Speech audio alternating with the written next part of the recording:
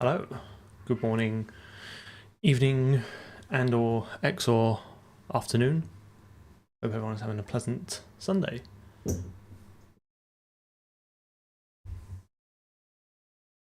for some people to roll in. Evening. I see you managed to get the Queco. You managed to get the first comment in on Twitch. Congratulations. Julian, Moose, Emery. I think I say that every time, and I'm never sure if I'm pronouncing that right. I'm sure it's Emery, but if it's not, do correct me.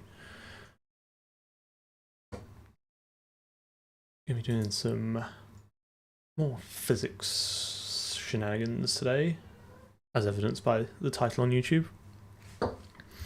Wait for some more people to roll in, but basically the plan for today is going to be take the somewhat bodged physics abstraction we put in last time and make it a little bit better, a little bit more extendable. I think at the moment we just have this sphere.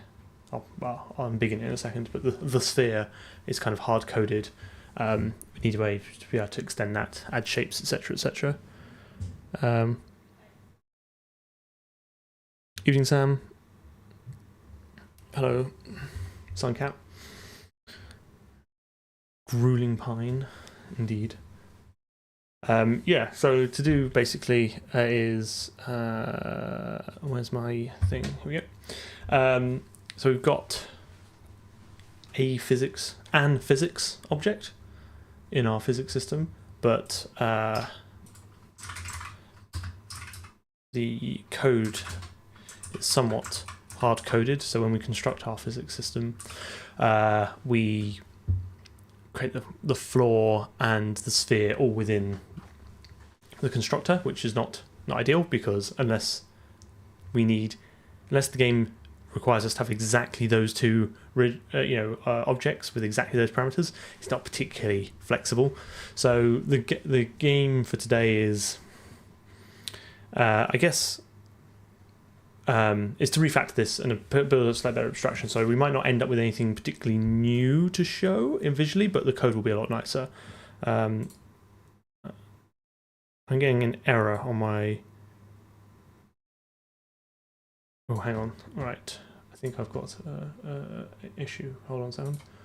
I'm getting an error on YouTube Studio saying about my resolution. Can anyone who's streaming on YouTube confirm that it all looks okay? Like, as in it normally does, because I think I might have left OBS in a screen recording scene from when I was recording stuff for some videos. Seems fine. Okay, well, we'll just leave it. I'll just ignore the error. I'm sure it's fine. Yes, we need to remove a load of old logging as well. I think the refactor might not take too long today, so we might have some time at the end to kind of go through some of the laundry list of odds and sods that we have to do. We'll see. I stream at 1440p. What do I normally stream at? I don't know. I don't watch. I'm the only one here who doesn't watch the stream. So I think I've basically left the resolution in full screen, but OBS seems to be only outputting 1080p. I'm sure it's fine. If there's issues, let me know. And it looks like I can't change the setting. I think I need to change without ending the stream, which isn't ideal. So I'm sure it'll be fine.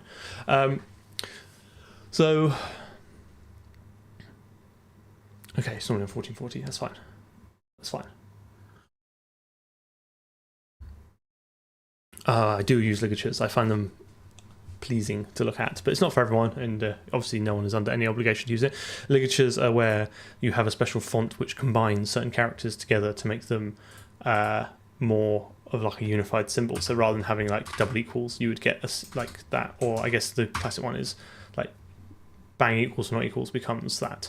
And then like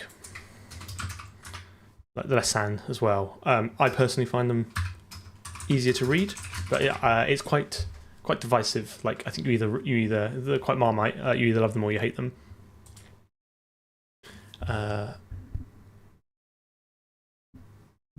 Yeah, I don't know why the auto is italicized, but I don't control the tooling. I just sort of deal with it. Is there a ligature for the spaceship operator? Yes, there is. That's exciting. Okay, anyway, so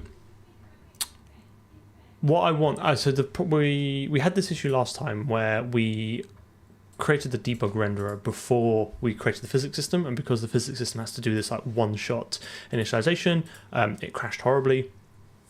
We spent a bit of time going through with the debugger. We got to the root of it and realized that basically no physics primitives can be created before physics system.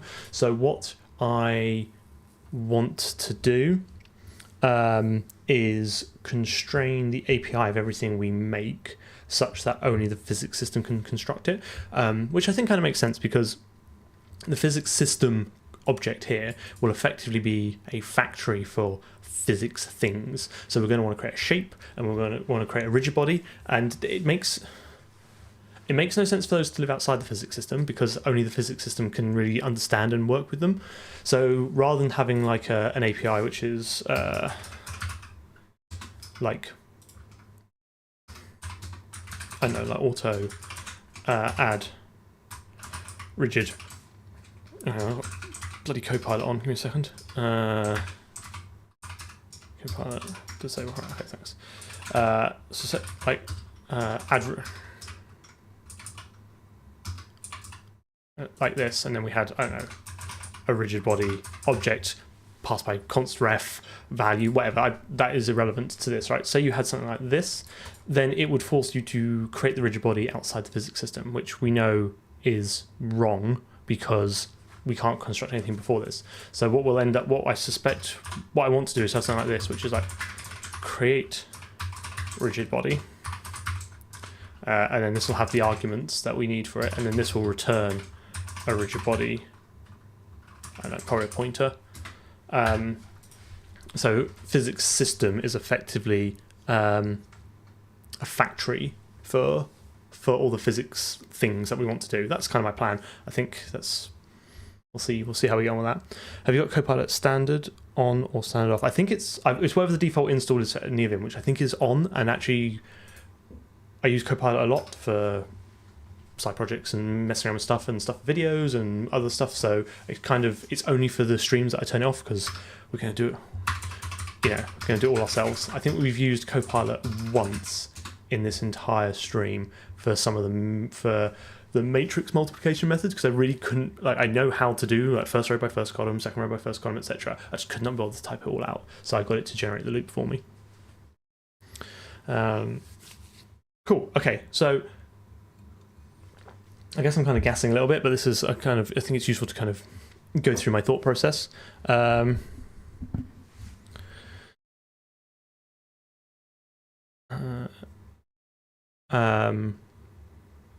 So how do you constrain an object to only be created? So let's do this first with what we've already got, so I can kind of show you what I mean. So so the debug renderer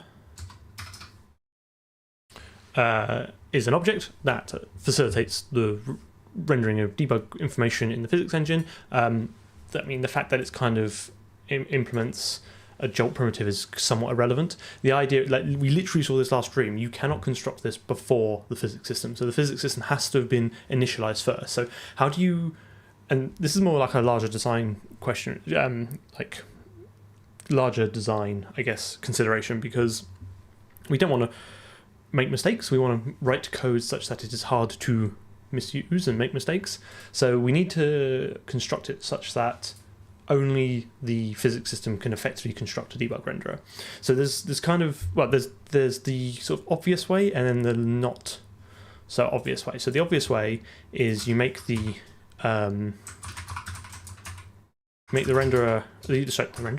the constructor private, and then you declare the physics system as a friend. Okay, this is kind of like the classic way of doing it. You can forward declare that as well.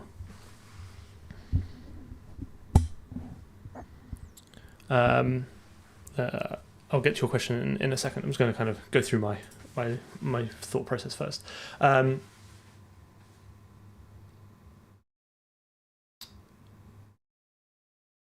I've lost track of my thought now. Anyway, right. So yeah. So this is kind of.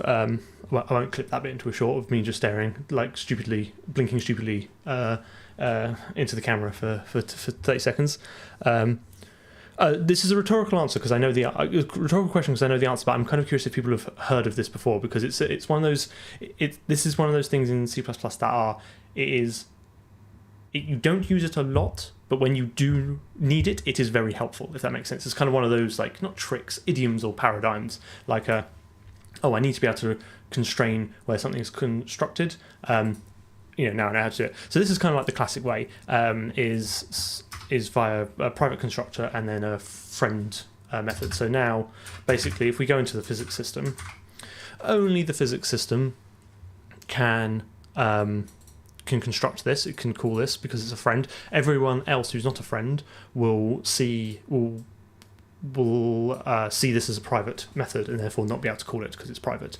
What a friend does is it basically opens up the entire internals of the class to another class. So physics system has now effectively unfettered access to all the internals, all the private members of the debug renderer. And it's kind of okay, like it works and it's not a lot of code. However, it's kind of invasive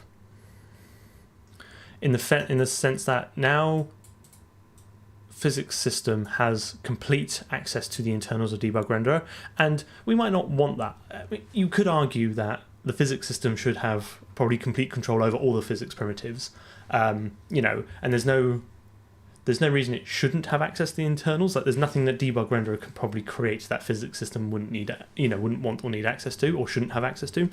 But so I'm less concerned about the access. I'm more concerned about like the implications of the API. Imagine, you will, we've created our rigid body class and we've done this, so only the physics system can construct it. It's very tempting for us to then start reaching into those internals and then not create a particularly well-defined API. We might need that, but I'm worried that it's kind of, we'll just pull out that private member function because we have access to it, rather than creating, like I said, a meaningful and sort of well-structured and powerful API that actually, facilitates the interaction we want with that object. So now that I've spoken a lot, and I promise we will write some code very shortly.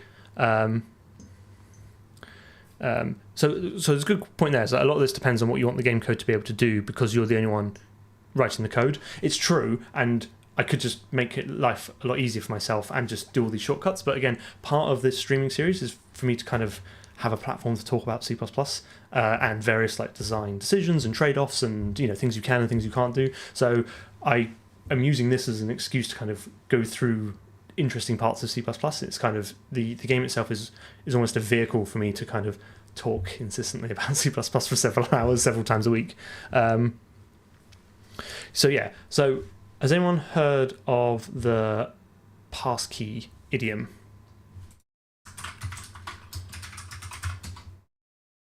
Because that's what we're going to use, right? This is how I think. This is how I want to do it. So cool. No one's heard of it. Brilliant. Like it. Okay. So let's go passkey.h. Yeah, you can call it. There's different names for it. Some people call it a badge. I know it as the passkey idiom.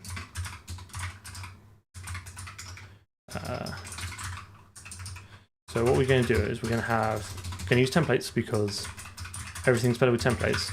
So we're going to have a templated class passkey, right? And in here,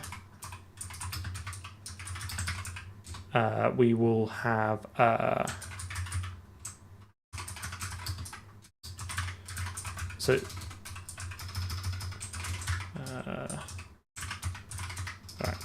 Okay, so this is an interesting class. It doesn't do anything, it doesn't store anything, it has no methods on it, it has but a simple default constructor. Now, this default constructor is private because everything is private in a class by default. So notice I very deliberately did not do this. Okay, so there's no public here. So what's the point of a private constructor? Well, it can only be constructed by the templated class. So you basically, when you construct a passkey object, you give it a class and you basically say, only this class can construct me, which might sound strange, but it will make sense in a minute. But consider this a lightweight key, token, badge, your noun of choice, that allows you to restrict who can construct it, very much like how we had that, that previous kind of all or nothing friend idiom. But this, it doesn't really matter who the friend is here, because this class literally does nothing and has nothing inside it. So that's kind of the first part of it.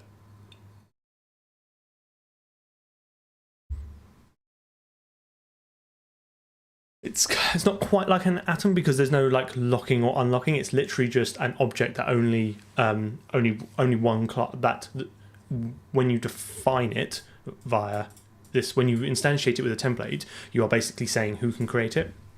Now, what we can then do with that is we can basically say, go to the debug renderer, okay, and we'll say at some point there will be a class called physics system. That doesn't really matter.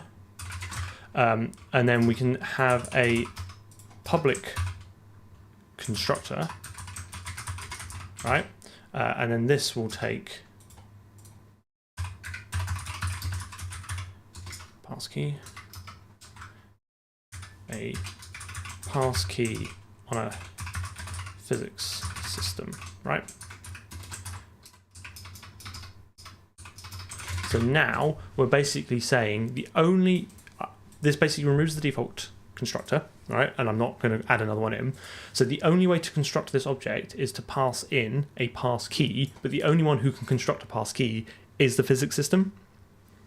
So effectively, what we're basically, it's like another layer of abstraction over what we had before, right? We've basically indirected, we've restricted who can call the constructor by forcing them to create an object that only one person can create, and that is the physics system. Hopefully that kind of makes sense. So anywhere else outside the code will basically will not be able to construct it, because they will not be able to construct a pass key object, because only physics system can construct the pass key object. This has an added advantage, which is, because I can understand, like, just make it friend and get on with your life, right?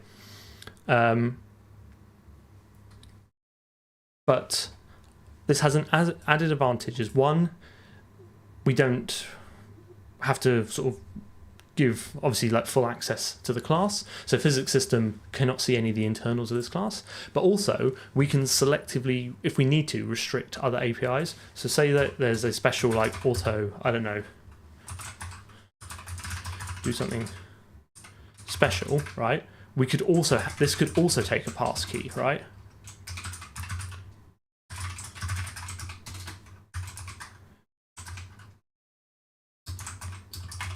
And now we could selectively say, because I mean, this is not great design, but this is, you could definitely foresee a situation where there are very special methods that you have to do, but you want to restrict who can call them, and you can basically add a pass key to that. So then only the physics system can call this.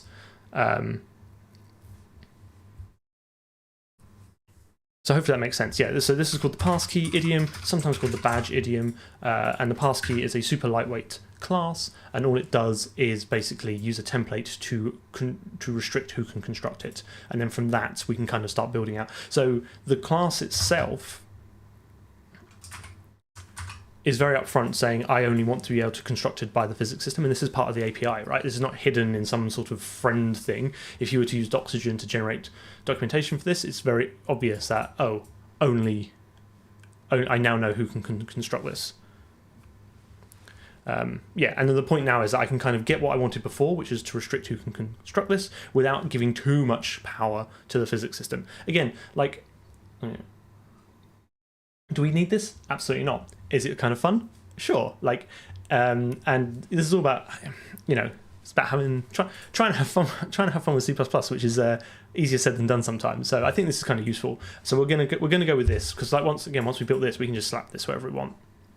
If it's a total disaster, we'll just undo it. But like, I think it's kind of a good place to start. You have to be super careful with this, because there was a bug in the language spec, and you could construct this outside of this class in C++ 17 unless you made this explicit. because it's weird to have an explicit constructor with no arguments. But they fixed it in C++20. So as long as you're using C++20 and above, you can do this. If you're using something less, you might need to do some other magic on it. Where is like, let me. Here you go. Here's a link with more information on this, and it goes through some of the intricacies of like the different C++ versions and stuff. But great article. I briefly read it before this just to kind of remind myself what I was talking about. And sometimes it's easier to I find it easier to read guides than watch them. So if you kind of want to digest it slowly, fire up Godbolt and have a play around with it, you should absolutely. Okay, right. I've waffled a lot. Let's actually, because this now will no longer build. So the final part of all this now is in the physics system. When we construct our debug renderer, we should be able to just default construct the pass key, because we are the only ones who can do it, and there's no arguments, and then that should work for us. He says, "Could have made a massive error," and I've just spoken for 20 minutes straight and not achieved anything. Looking good. It's linking. Ooh, what went I wrong? Oh, I'll probably actually have to define the empty constructor now, don't I? That's fine. No worries. Debug renderer.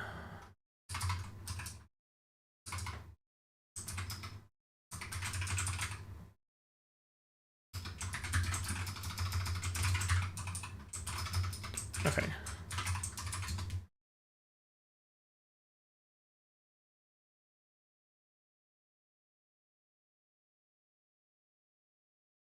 So I think the question was like, why are we doing this? Like, what's the point? Hopefully that kind of answers your question. And I think there was another question. It was like, why are we using the pimple idiom, especially now that we have to bring in some of the job headers into the header file? It's because, again, we want to defer allocating all these till after this, which is what we do here by sticking them all in one place and then just doing one single dynamic memory allocation for all these. We could have made these all pointers or all optionals and then done it afterwards, but then that, I think that's messier. I'd rather just shove them all in a struct and just create them once. So again, hopefully that kind of answers that question.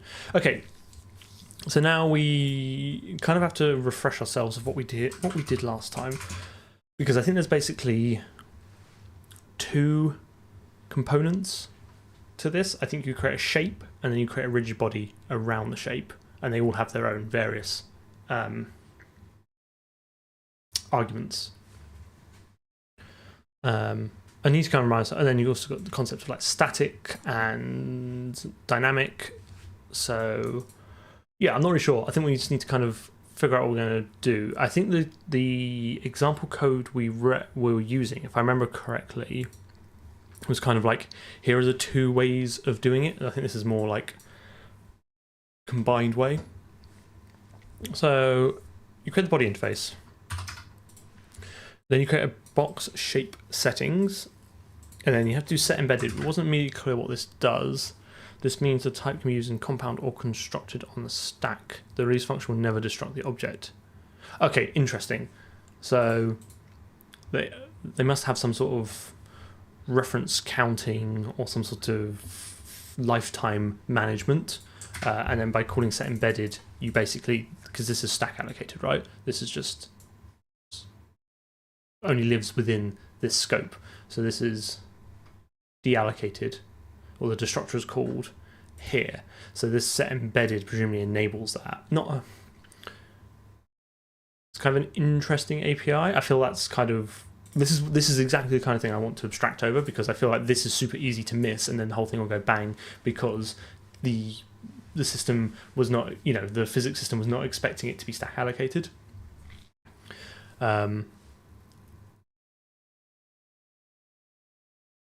So yeah, we'll see where we get to. So this is the settings. So we're going to want to have So Jolt has an intricate ref counting and runtime type information system. Interesting. So it's good to know. So again, I kind of want to abstract over that. I just want to be able to say, like, create a rigid body, and this is what it should look like. So you've got a floor shape settings and then the floor shape. I think we want to basically put all this behind our own shape class. So we can basically say box shape or sphere shape.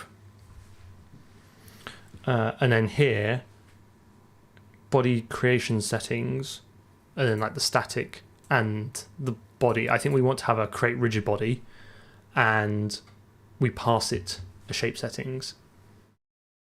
Yeah, we're going to have a rigid body class and I think a shape class, and I think that's basically going to be this and this, and I think that should be enough to kind of get us going.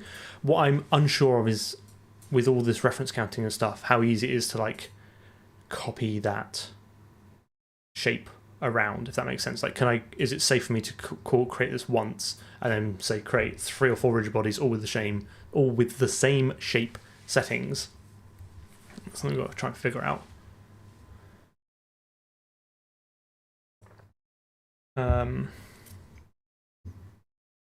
Yeah, it's probably going to be inheritance. I think that kind of makes sense in this case. So you'll have a physics system which will have like a create shape, and then it will go and create. You know what? Let's just start writing some code, because otherwise we could talk about this all day. Physics system. But yeah, this is the plan for today: is to start pulling out some of this code and figure out what the API is. Like, I've not thought about this at all. I don't know what the API is going to look like. I don't know how easy it's going to be to use. So let's give it a go. So I reckon class shape.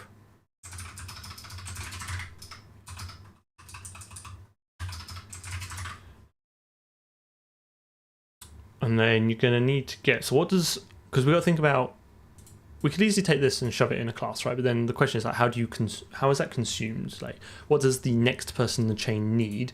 And the next person in the chain needs looks like access to the shape object, because these are very much for the rigid body, right? The position in space and the rotation and the emotion type, and then 1, all belong to the rigid body. So we're going to need to be able to pass in the shape. So this is going to need to, whatever this gives us. Great. Or shape result.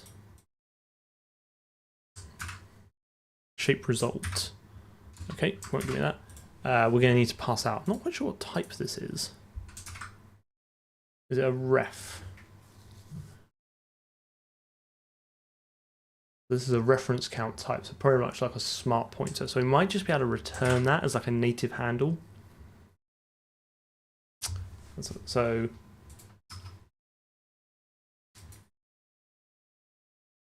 but then that's the point. What does the get give us?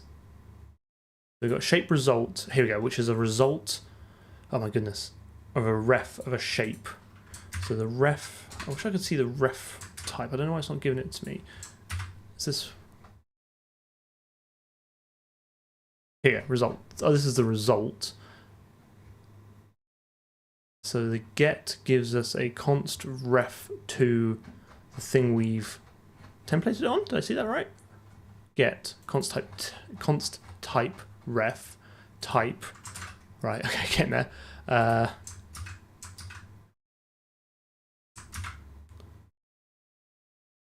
Gives us a const ref to an object called ref over a shape.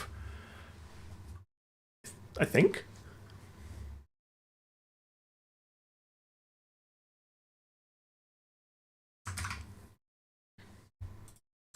So that's a good question. So is there going to be a static body type as well for static objects, or we just rely on the static dynamic motion type and call every physics object a rigid body? I'm going to probably do the latter. I think everything is going to be a rigid body, and it will either be static or it won't.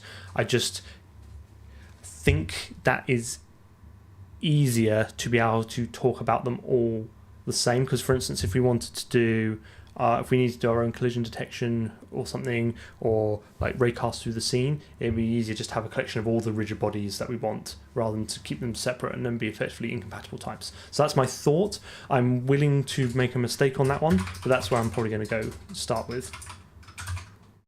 I think the only way to do this is just to start writing the code.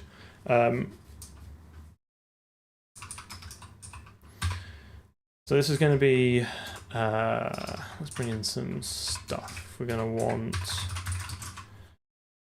a passkey, and then that means we're also going to then want class physics system.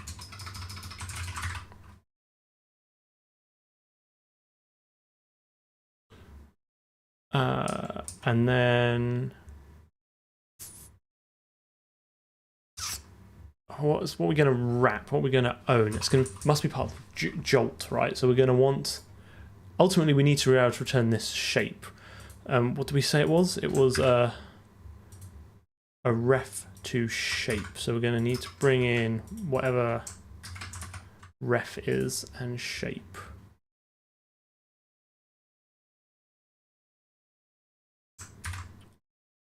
So jolt. I don't know where any of those headers are. What we got here? Probably want. We're going to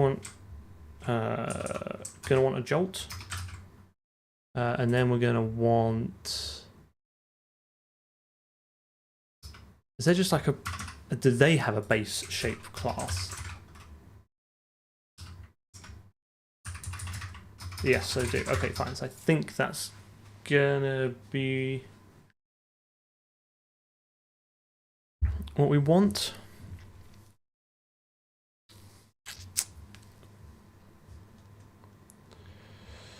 Hello, Harand. My compiler is also generating code, but that's because I'm using MSVC. So I don't know if that helps or not. So what I basically think is right. So we're gonna want shape passkey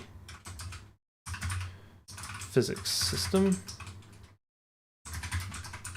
right? And then we're gonna want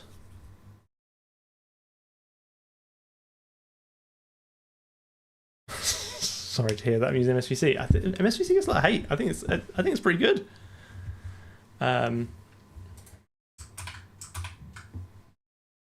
I don't think we need the shape settings. I don't think anything uses this outside of the creation of the object. So what I'm thinking now is we need to return probably a base shape, right? So they've got all their own types here. Jeez, they've got sure. Shape, here we go. So I think I want something like a virtual auto native handle const, which gives a JPH ref to a JPH shape. It's going to be something like that. And this in core reference. No. Core reference.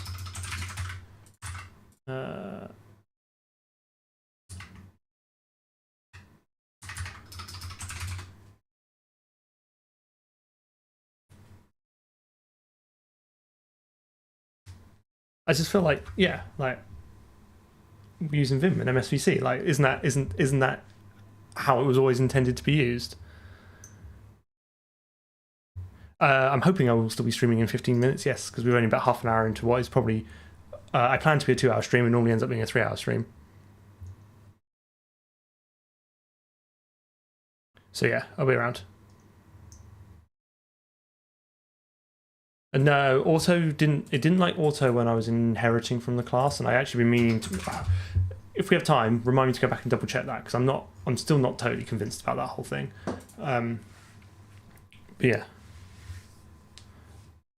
Okay, I think that's what we want, right? So now basically make it pure virtual.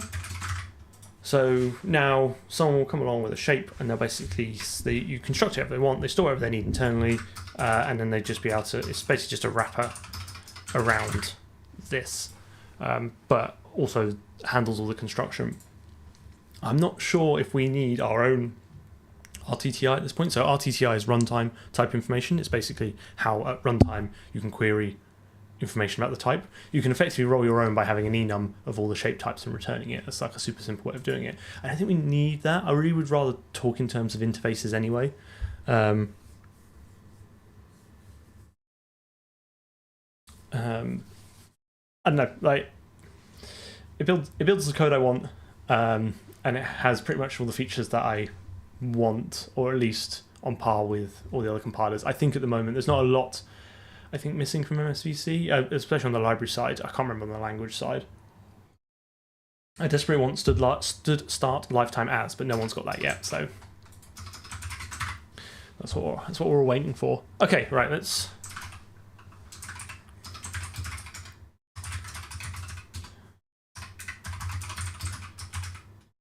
shape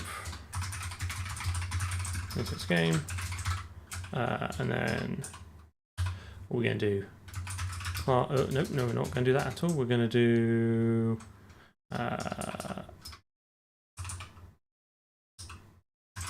shape, ASCII,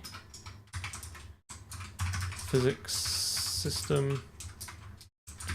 I think that's all we need, because this is pure virtual. I really do wish ClangD would stop fully qualifying these paths. I'm sure I can get it to stop that, but for now I cannot.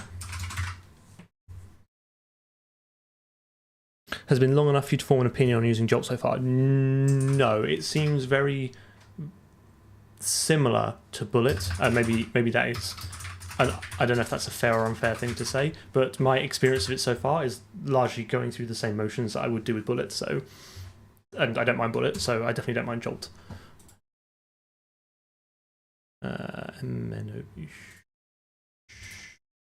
Shape.cp. Okay, let's just check that blends.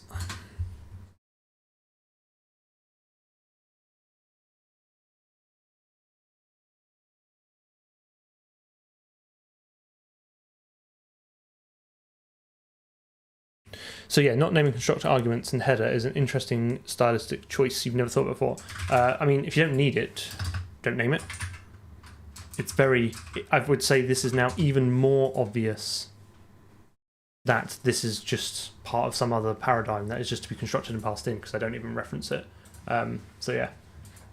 And you definitely don't want to do it in the constructor, in the CP file, because I have all warnings on, it'll be, and warnings as errors, it'll be like, you have an unnamed variable, so then you'd have to like maybe unused it. The easiest thing is just to drop the name. But like, as far as it will produce the same code, right? It's just not giving a name to something. Okay, that all built. Oh no, I lie. That is all building. It's gone crack. It's my terrible tool chain. Ugh.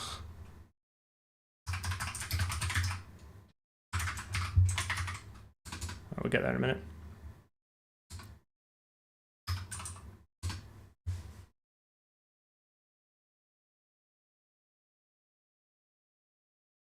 Okay, right. So So now we can do box shape. Source.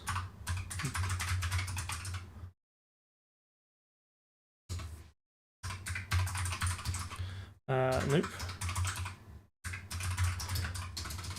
Fragments. Namespace game. Okay, and now we can do hash include, bring in our shape, bring in our passkey, physics system class box shape, which is a shape, and then this will have a public, and this will have a private.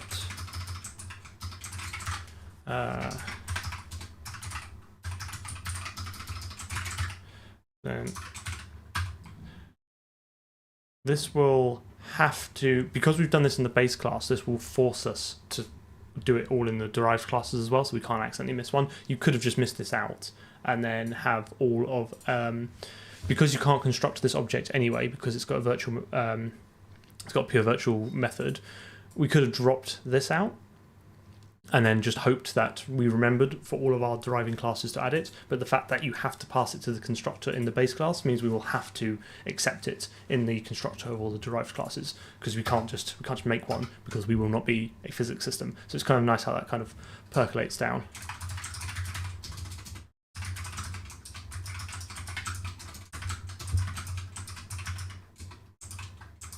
And then we're actually going to want some arguments on this. So I'm going to put the pass key at the end because it's really not that important. So let's go. Let's bring that over here. Override. All right, okay, fine. So we've got that. Physics system. So what do we need for a box shape? We need a width, a height, and a depth, right?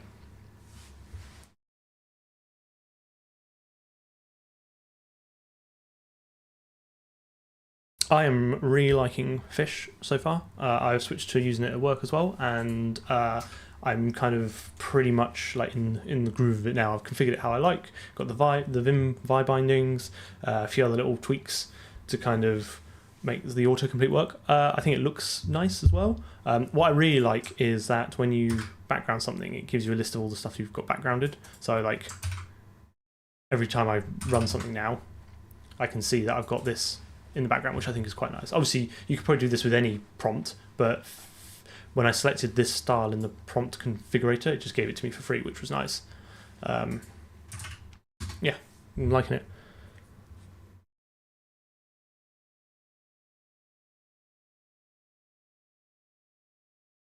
So yeah, we could use a vec3. I think that's... Do I want to? Is there any need to pass in a vec3 when it's not technically a vector? We are somewhat abusing the fact that it is a 3 float element. I know they do it here, but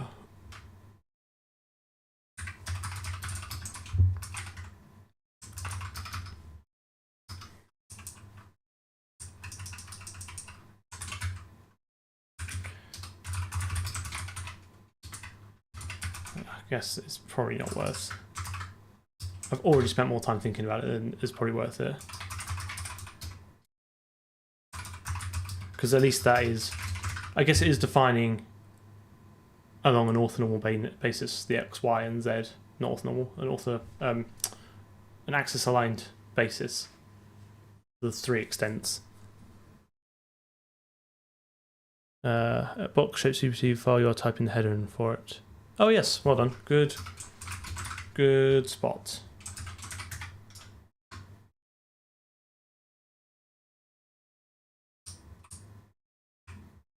Actually, no, there's no point because I'm going to need to create it anyway, aren't I?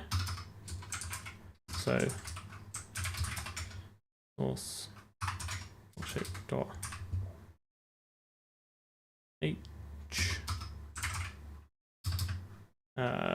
box shape dot cp. Alright. Nailed it. Right. Good spot. Okay. So we're going to have that. I feel like we probably want to add formatters to these as well.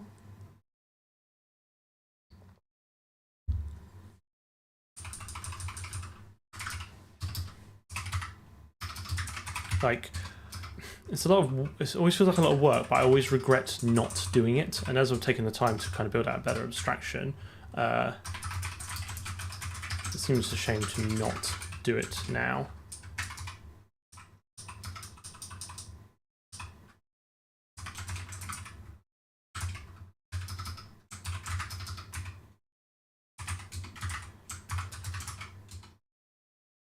Not absolutely not what I wanted. All right. So then we can have a vector3 dimensions, and then auto dimensions const vector3. Okay. So, oh, and actually that's even nicer because we've somewhat abused the vector3, which already has a formatter. We can just be like box shape, and then do obj dot dimensions. Got it. Oh, the tooling will catch up in a minute. Okay, that's actually not too bad. And now if we have this, I wonder how it works with inheritance. I guess you would, because it's templated on this type, there's no way you could upcut, downcut, whichever way. It could not go from you couldn't just format a shape and it to be a box shape. That's fine. At least it's handy to have anyway. Okay, I guess we should start implementing some of this. Let's do box shape, and then do. Now we can include the box shape.h namespace game.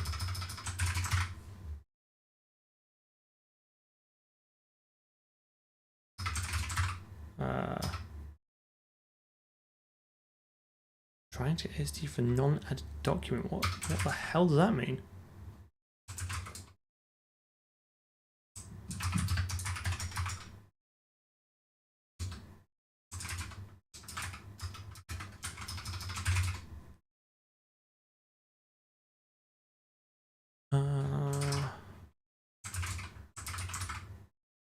Hey? I guess because it's not in the tooling yet?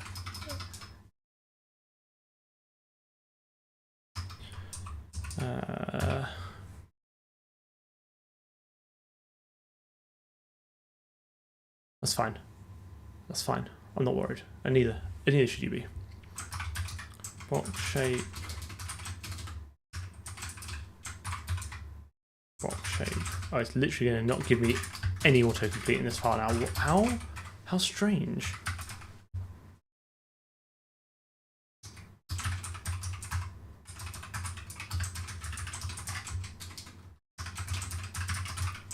We'll have to do this the old-fashioned way.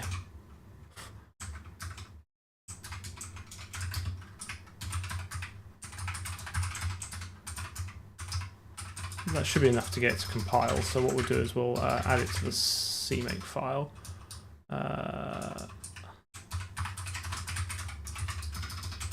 Because we're not referencing it, we won't get any link errors, and just see what happens. Never be worried about random clang D errors. Like, what does clang know? Like, it's not it's not MSVC, right? Oh yeah, of course. I need now I do need to give this a name, because I need to pass it on to the base constructor.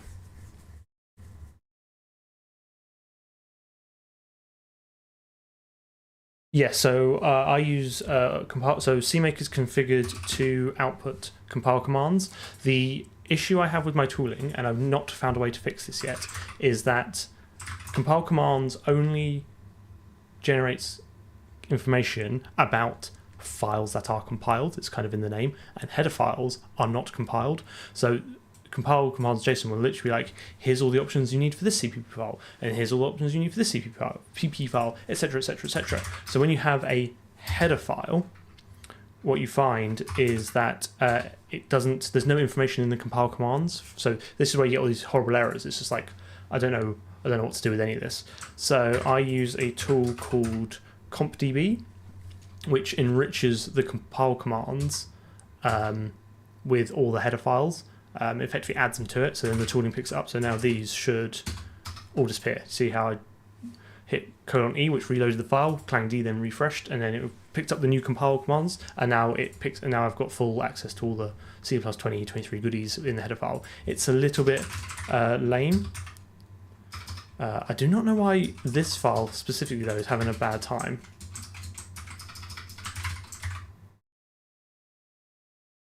Like, so yeah, it's not great what's in the actual indeed, but I don't know, it works for me, and I'm not saying you should definitely follow my dev environment, but it's one that I kind of like and use.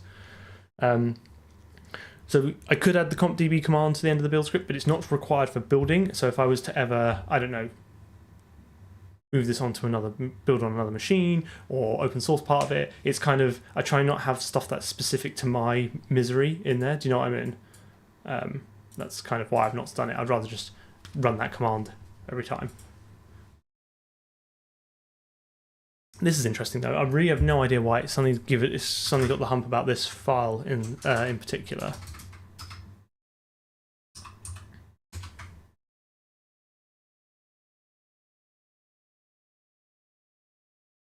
Because I assume it is building this file. That's right, it's not the end of the world, because we're going to largely just be copying the code over anyway. It's just the auto format's not working. I kind of rely quite a lot on that, because I'm actually pretty terrible typist.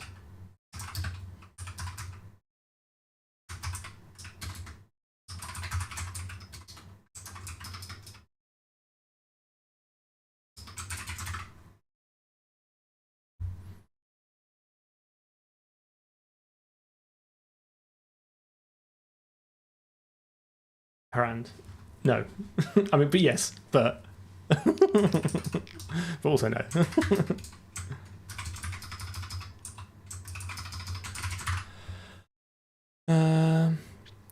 May need to close Vim and reopen it. You know what? Let's do that. Let's open that. Like, I can't remember which plugin this is, but I like this one here. It gives you these like your previous files and stuff, which is quite nice.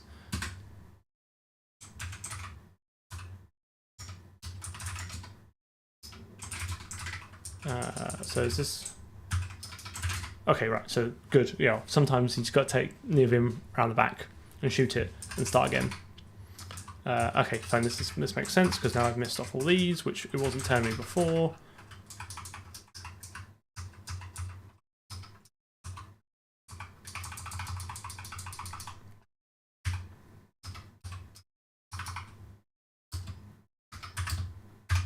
Okay.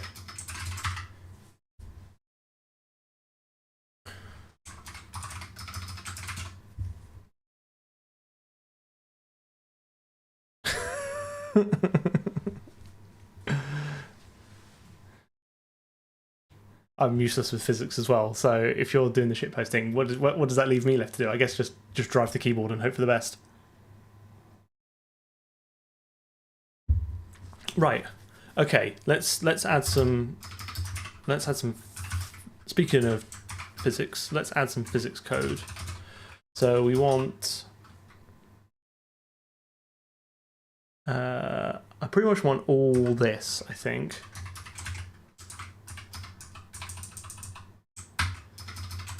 Okay, and then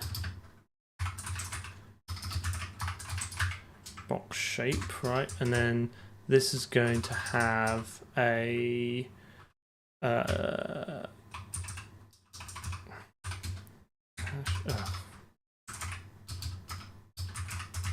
right. Bring these over because I'm going to need these, and now this here is going to have the box shape.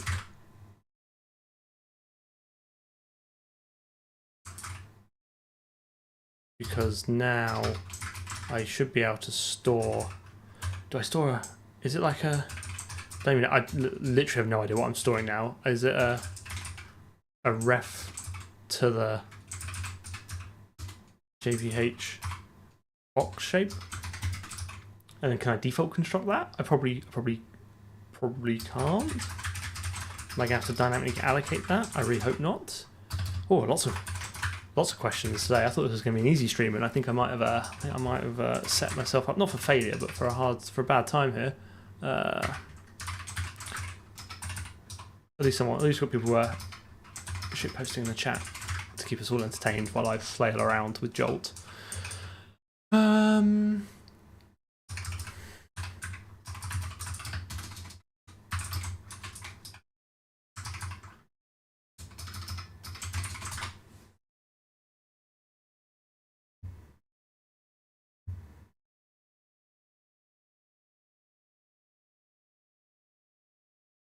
Yeah, I think my view is that like physics kind of it's either going to work or it's not. Like, it'll either compile or it won't. So at least like I think if we just keep poking Jolt enough, eventually something will happen. So I'm hoping I can just return box shape for now, right? So this is interesting. So why is it not letting me no viable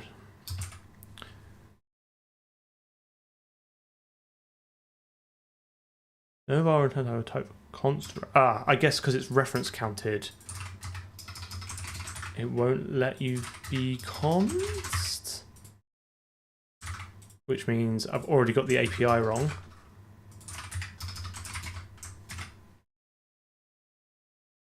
Nope. Does it not support like inheritance? Like, can I not return it as the base type?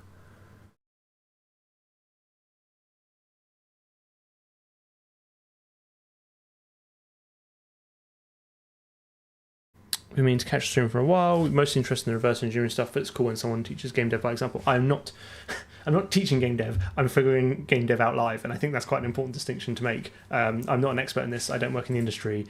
We do have people in the chat who do work in the industry and very helpfully course correct me as I go along and make outrageous claims.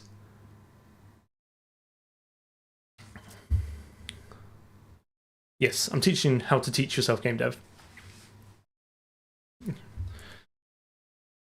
Thanks. Oh, I'm glad you're here. You can tell me what I'm doing wrong. Okay, so this somewhat broken my understanding of how this works, but I guess that kind of makes sense because I assume ref would be like unique pointer in the fact that you can return references around the like derived types. Because if we can't, so here's the problem. If we cannot express a single type to return here, then we can't have like a derived native handle, right?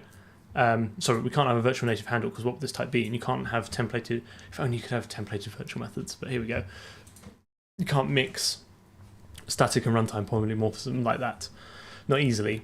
So we'd have to return a std any, which I don't like because if I just get given a shape reference, I've got no idea what's going to pop out of here. We would have to roll our own RTTI and have a variant, which I hate as well because it tightly couples this to all of its derived types. I'm not going to do void star. That's literally the worst of all types. Just why is everyone saying return void star? That's literally the worst thing to do. That's the worst thing you could do. Like, just throw all type safety out the window.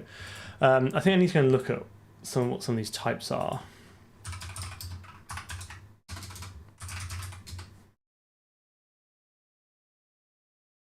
Physics shape class. Right.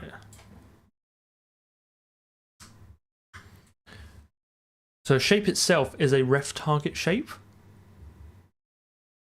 and it's non-copyable, which is fine. And then you got all these. Hey, but like box. So box shape must be one of these, right?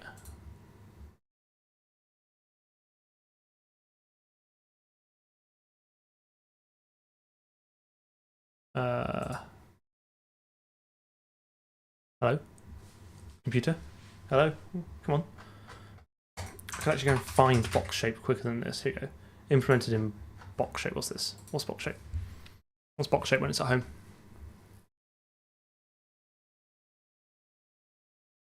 Well, I mean, if it would load, I would go and look at it.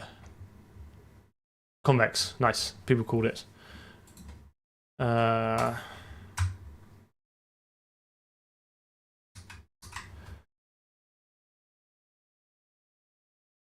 can I just return a ref target shape? Simple class to facilitate reference counting, releasing derive. Should be a full stop there. Simple class to facilitate reference counting, releasing. Derive your class from ref target, and you can reference it by using ref class name or ref const class name. Reference counting classes keep an integer, which you can. Does it say anything about derived classes?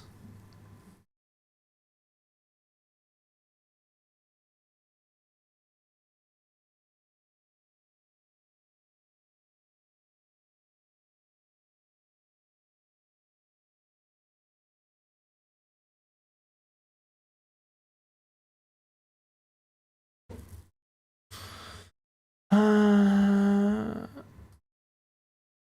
feel like. Wait a minute. Is this, am I overcomplicating this? If shape itself is already a ref target shape, which presumably means it's using potentially using CRTP to mix in the reference counting into the class, right? Those are all C++ words. Can I just return a shape? No, because it's non-copyable. Shape reference, right? I guess actually there's another way of looking at this, isn't it? Is that where do I consume it? I need to pass in the. I hope everyone was prepared for their Sunday day or evening to be just looking at documentation blindly and trying to figure out an API, because that is today. Keep an eye on the numbers as I sort of set the reality of this and see if everyone kind of like, no, I'm out. I want to watch something fun. It will be fun. We'll make it fun. What does body creation settings take? It wants a floor shape, but more specifically, it wants a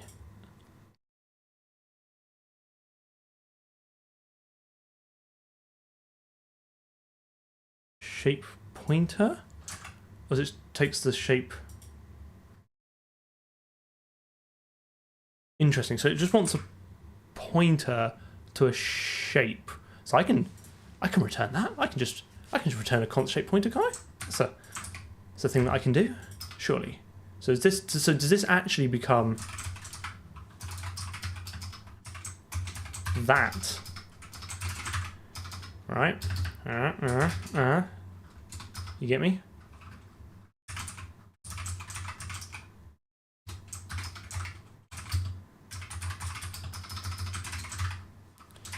Now we're getting somewhere.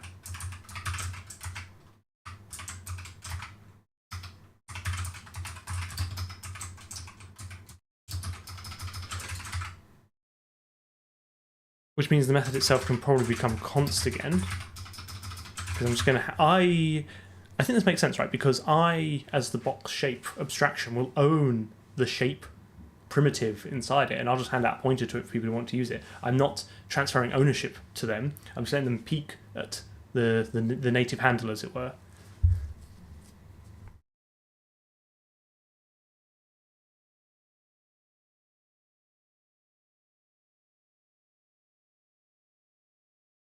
Okay, I've waffled. I've also not built anything, compiled anything in a while.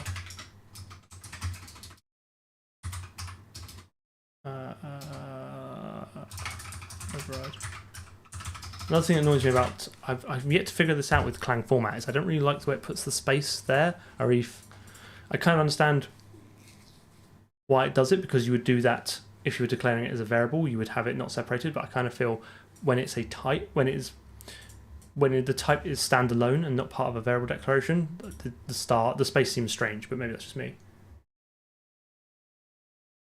Is the channel mostly about making games? So I guess the channel as a sort of holistic whole is kind of two parts. One, it's like the videos are kind of looking at the internals of how games work and reverse engineering them and game preservation and that kind of thing. And then the live side of it is more actually building stuff. It's basically two sides of the same coin. We do reverse engineering for the videos, and then live we do forward engineering.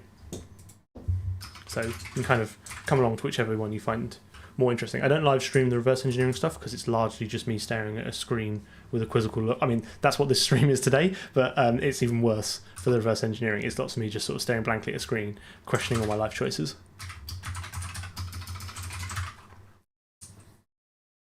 So now I want the .get on this. Right. I feel like we're dangerously close.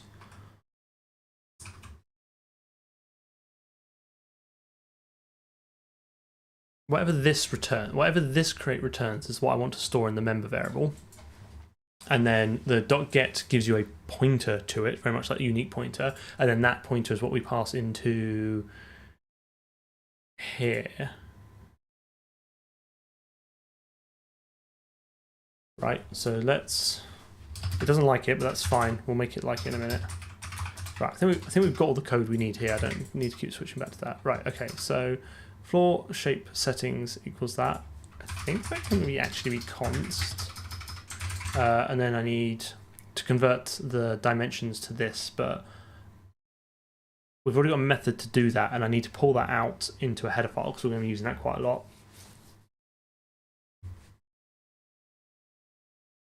Yeah, I'd say the stream's more like about low-level software engineering, especially around like C++, and this game happened to be a good vehicle for doing that. You know, we're interacting with the operating system or the platform. You know, we're not optimizing anything at the moment because we haven't got that far, but you know, we're interacting with other APIs, we're building abstractions, we're doing all that kind of good stuff.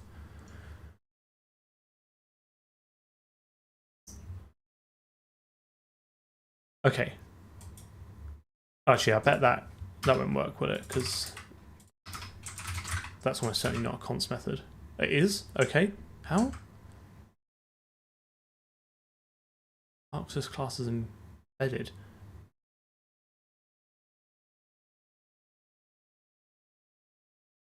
Interesting. Okay, fine. Fetch had then... Oh, sorry, I've gone down a bit of a rabbit hole now. I was as surprised as you are. Okay, right. So now we've got the floor shape result. Can that be... Just delete it all. Didn't want that. So that can be const, and then I want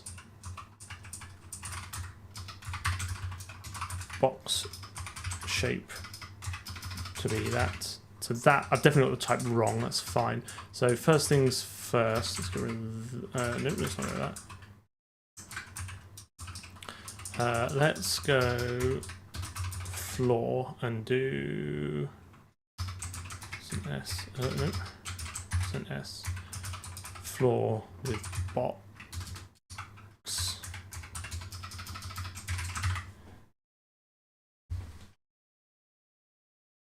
What is this type returning? Did we ever figure that out? It's the only problem with templates. I guess the compiler will tell me pretty quick what it doesn't like about those types.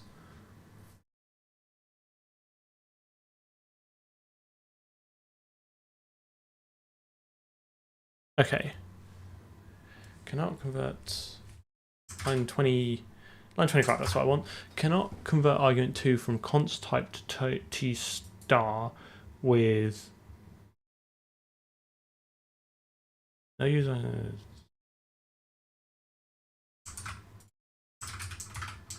Oh, of course, this. No, that's wrong. We don't want this line at all. This here should be box shape. That's what we want. Right. Sorry, I was getting a bit ahead of myself. And then we'll just ensure that we actually created it at the end. So, okay. So now, what's the type?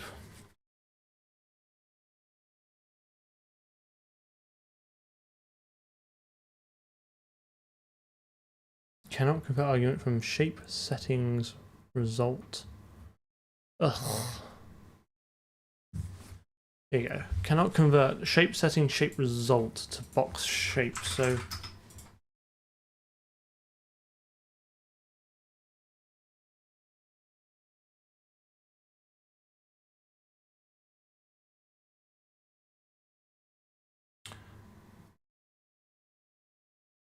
confused because this is a result object and .get gets you out the thing inside it. So do I actually need to store the shape settings, check the result, store the pointer, and then just return that every time?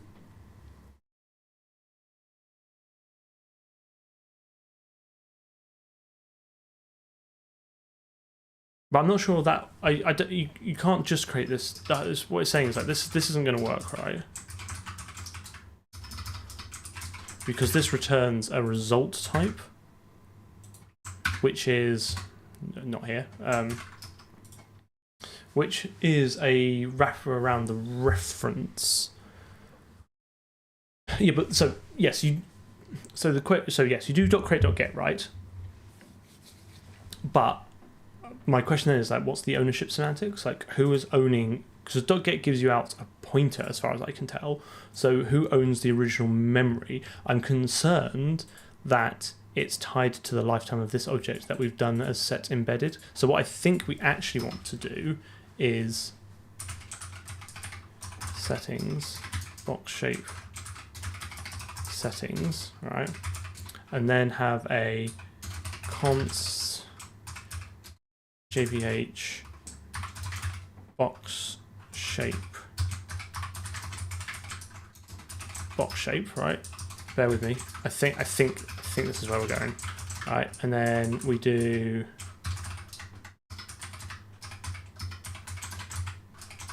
that.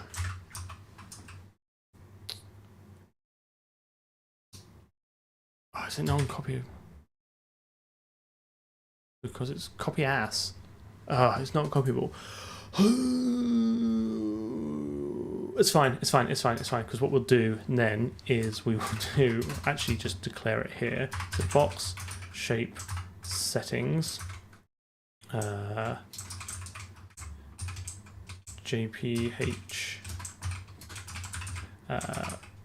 vec3, just default, I just want to get it out of the way. Set embedded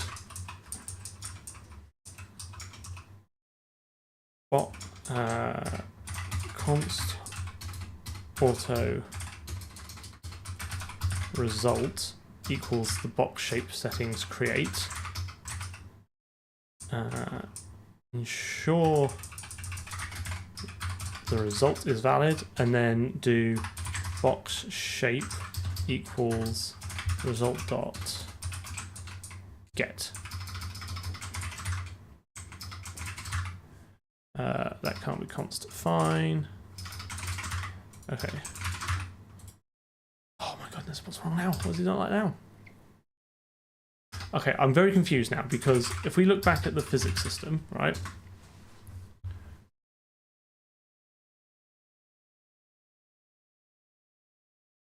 This does floor shape get, passes it, whatever this returns, right? Whatever this .get returns, it can pass it into a pointer shape. So it's either implicitly converted, it either has a conversion operator defined to turn it into a pointer, or this returns a pointer. Like, does that make sense?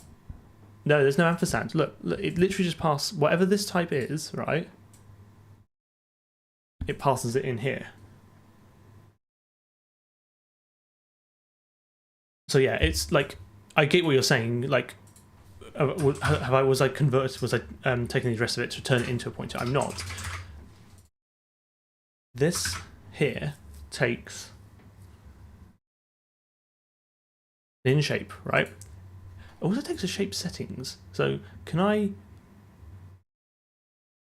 just bypass this whole thing and just return the shape settings? What do I do for the other one? I think we can simplify this.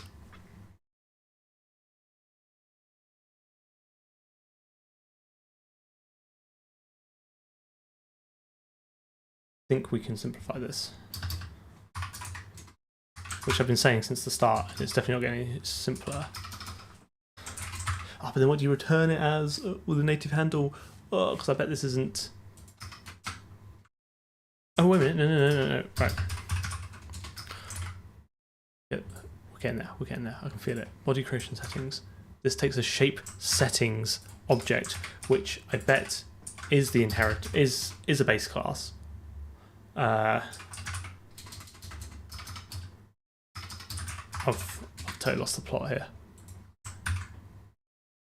Which is a convex, which is a shape. Okay, right. So we can change our API for the third time and have this actually return a shape settings pointer. Yes, because the thing needed a pointer.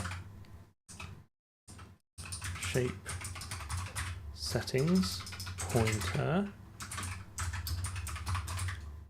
box shape.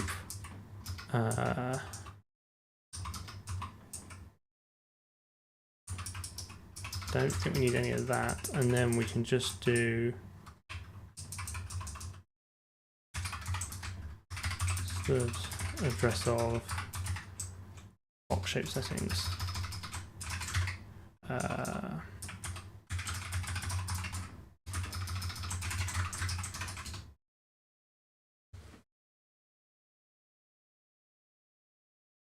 Right. Compiler seems happier than I am. Right, so what we should now be able to do is... Wait a minute, hang on. Whoa. Getting ahead of ourselves.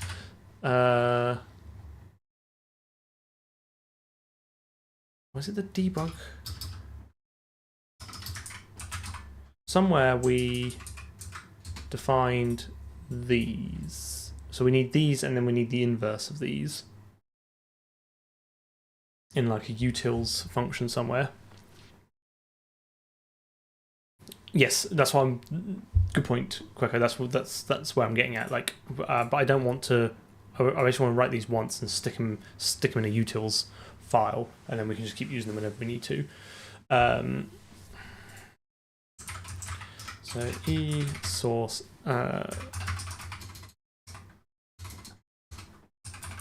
Jolt utils dot h. I try and avoid just a generic utils h because it becomes a dumping ground. Like, at least this way, hopefully it's a little bit more constrained by the name of it. Once namespace game. We're gonna want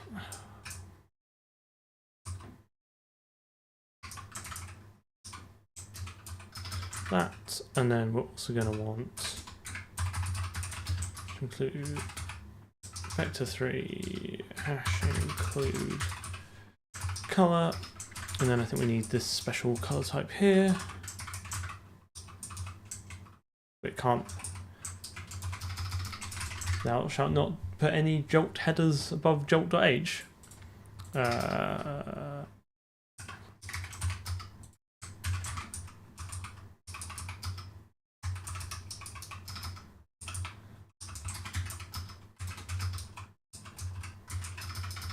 Right, and then we'll then have the inverse set. So we'll have auto to jolt const game. I wonder if you could do it with a literal instead. I wonder if that makes.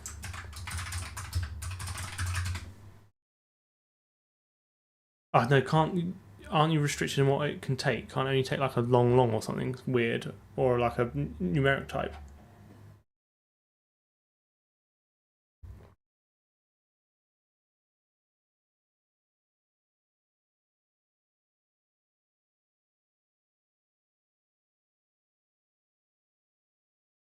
Because what I'm wondering is, can I actually, instead of this, can I have something like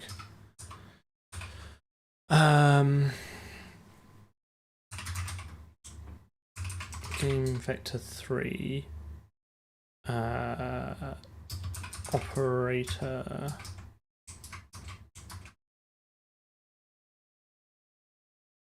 w sorry, not W, that's just the example I'm reading.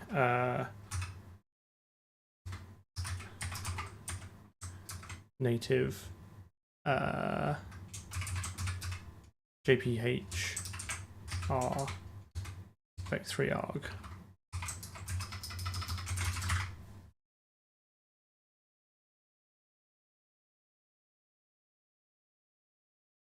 Is OpenGL still updated? Are there any newer open source options? I don't think OpenGL. I think OpenGL is kind of like complete. I don't think they're actually doing anything to it. It doesn't mean it's not relevant or you shouldn't use it. It's just I just don't think it's getting more updates.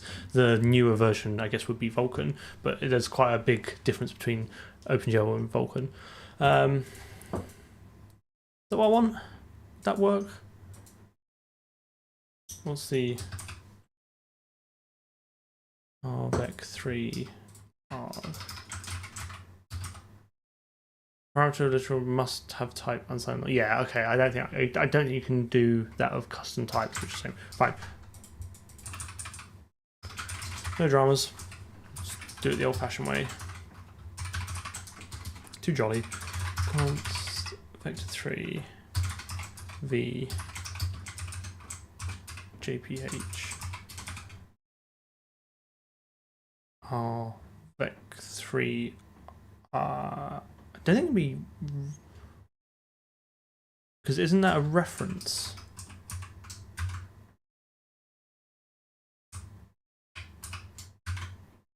Yeah, it needs to be vec3, and then auto to jolt const color C JPH color.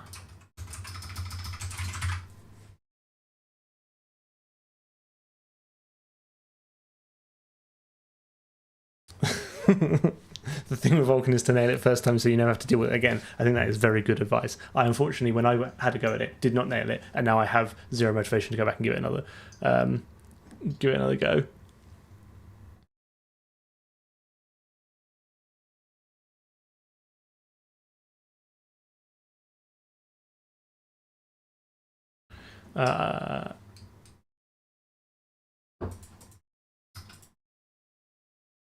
I want rvec3, don't I? Because isn't that the real type?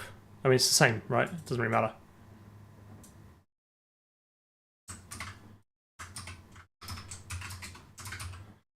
The source jolt utils.cpp hash include jolt utils.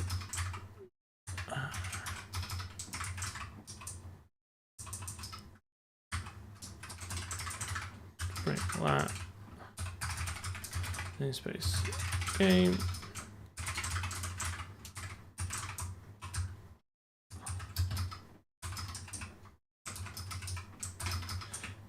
And then inc 14g, bring that in, and then we should be able to just do.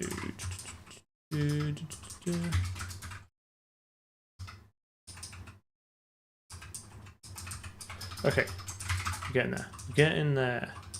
So this will need to return v dot get x, v dot get y, v dot get z, and this will return c dot r. For some reason, these are now public. C dot g, c dot b. Why is it not like that? Oh, no, wait a minute. I remember why, because we do floats and they do unsigned ints, but that's fine. We can go to the physics, nope, the debug, and we can yank this out. I'll just steal that because we've already done it. And then I'm going to need the concepts header. Bring that down. Include concepts.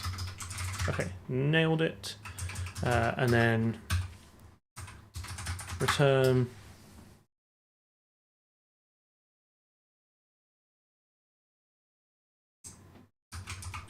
v.x, v.y, v.z, and I'm going to cheat here.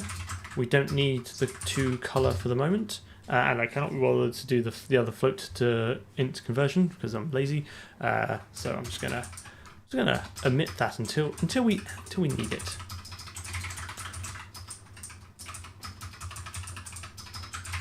All right, and now back to physics. Oh my goodness, I keep getting that wrong. Go back to the debug renderer. We should now be able to include jolt utils and drop all this, and it should just work.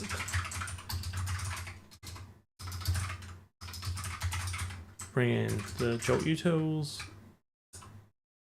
A, B, C, D, E, F, G, H, I, J. Jolt utils CP. Alright, let's see how that horribly explodes for us.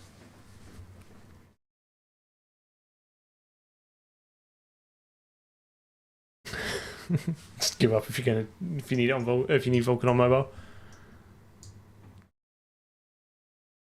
Yeah, rvec3 is a vector with real numbers. I think they have some sort of hash defined in there somewhere, which basically allows them to change it between float and doubles.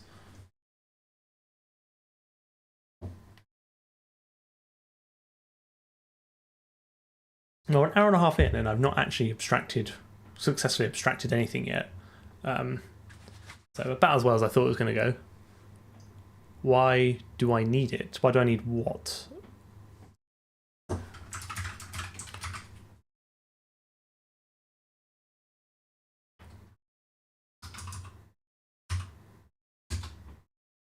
It's going great.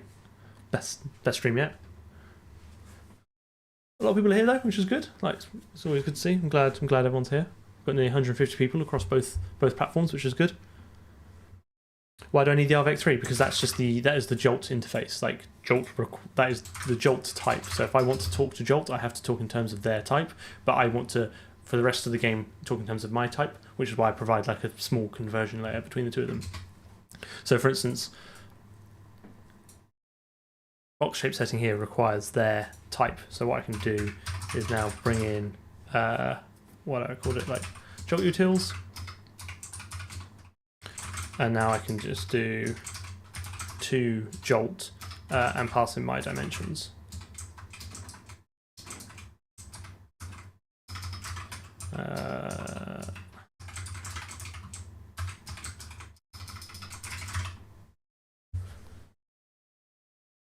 Yeah, exactly. It's just the type that they have chosen for their interface, but it's different to the type that I want in my interface. So there has to be some sort of conversion to it.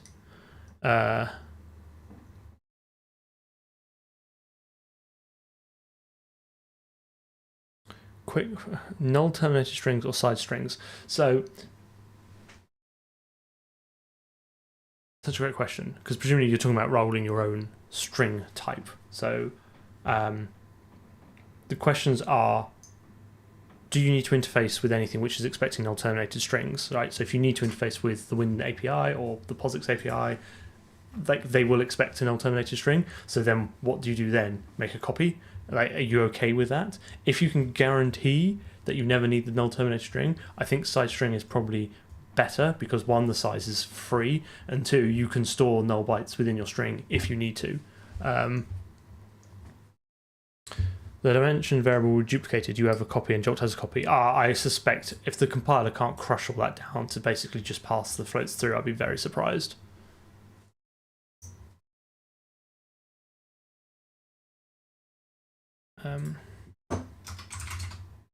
So yeah, I think it really depends on what your use case is.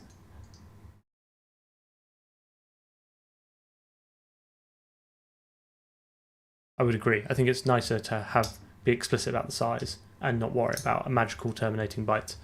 But I don't know what you do if you suddenly need the null terminating byte. If you've not got it, you will have to do a copy.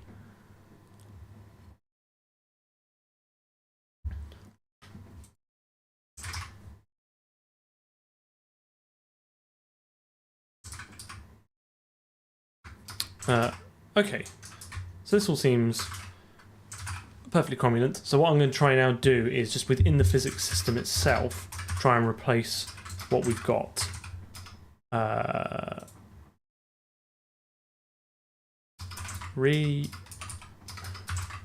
wish it wouldn't do that.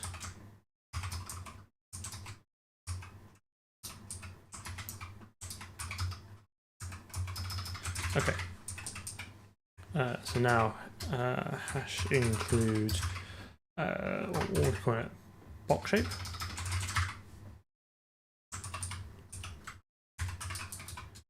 So can I do now auto floor shape equals box shape 100.0 f 1.0 f 100.0 f. Get rid of all this, and then here do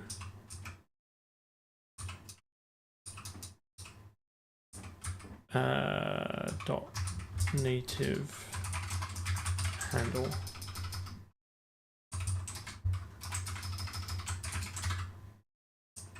Oh, of course, I've got to add my pass key. Right. In theory, all we've done is taken the existing code that we know works and shift it out to another class. But something lifetime, something reference count, something unknown misery. We'll see if this works.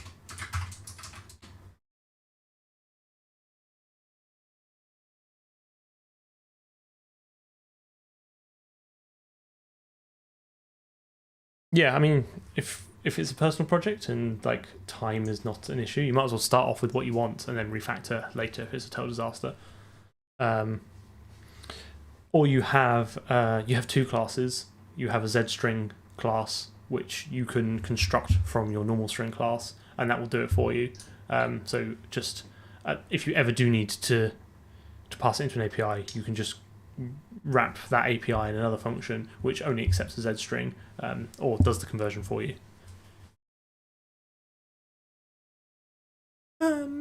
Okay.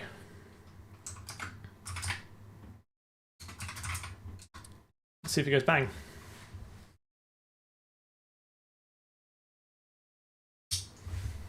Looking good. And it's up here. Hopefully it drops down. Oh, it did. It certainly stopped at the floor. And the floor's still here, and it's still being rendered. So I'm reasonably happy that that, as an abstraction, works.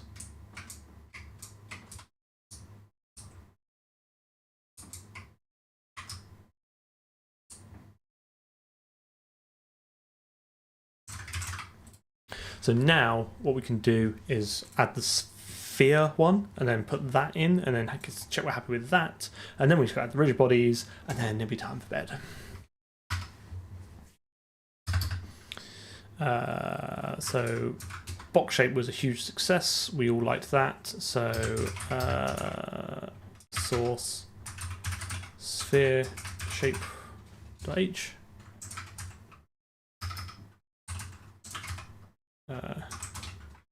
Just I'll have one of those.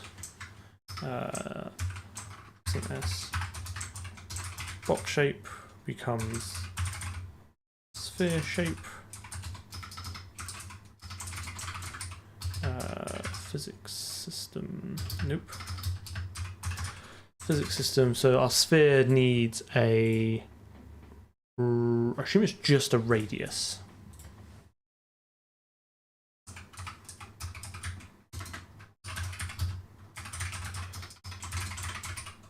Right, so then dimensions, radius,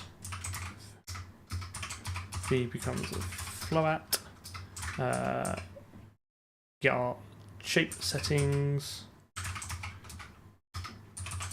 We go float radius, and then we get what? No. Oh no, because I've already changed the type name, haven't I? I was like, what? I've copied and pasted this bit where it says sphere. Okay. Sphere shape settings, and then down here, sphere shape dimensions radius. Okay. Now we're getting somewhere.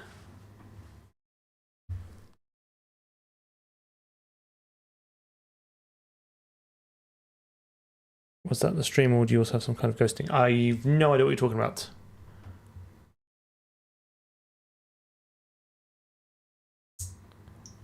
Yes, sphere shape. That's the header file, right? Or have I made a mistake?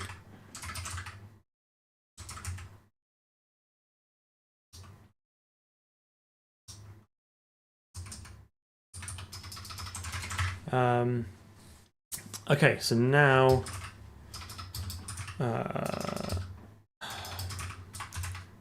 box shape e source sphere shape CPP. I'll have all that because it's going to be largely the same. Run that again.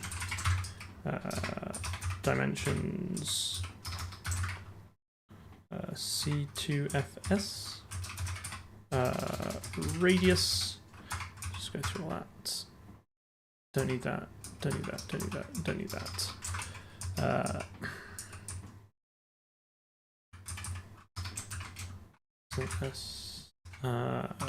Box sphere. Right. Turn G. Do that. Radius.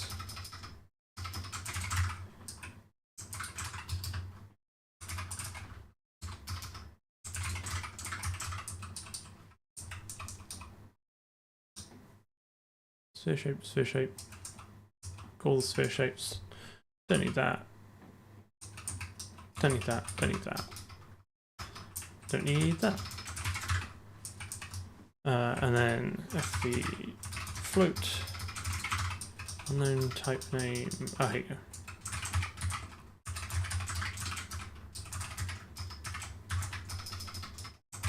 Okay.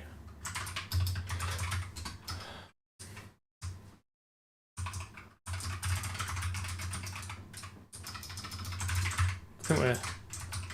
See if that blends.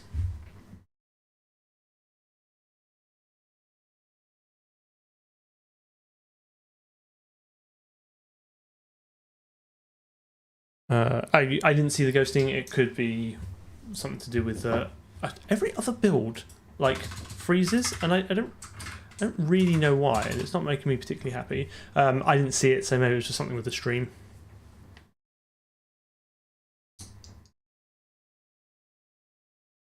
There is no real advantage to the arrow return syntax. I just wanted to try it out and see how I felt about it. So far, I don't mind it. I don't mind it at all.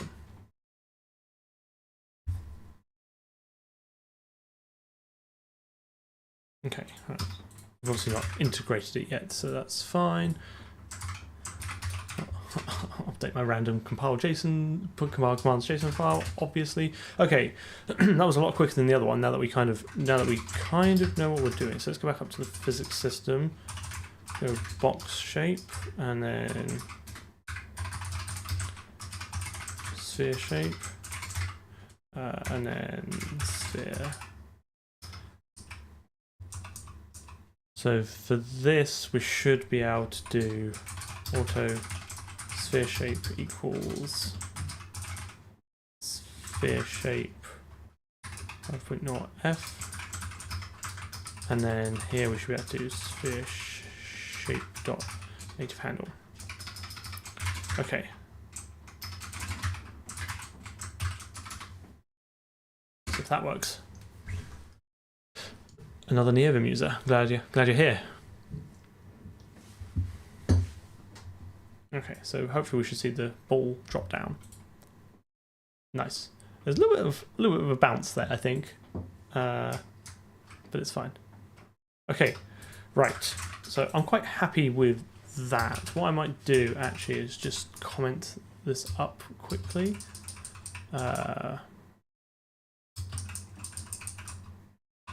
Just because it will make life a little bit easier. So commit, so add ASCII class, and then we added that to the debug renderer, right? That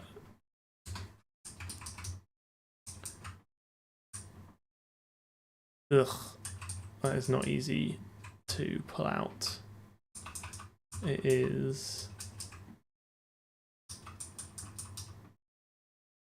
Oh, what? How gross is that? Can I conceivably come up with a diff that's going to make that easier?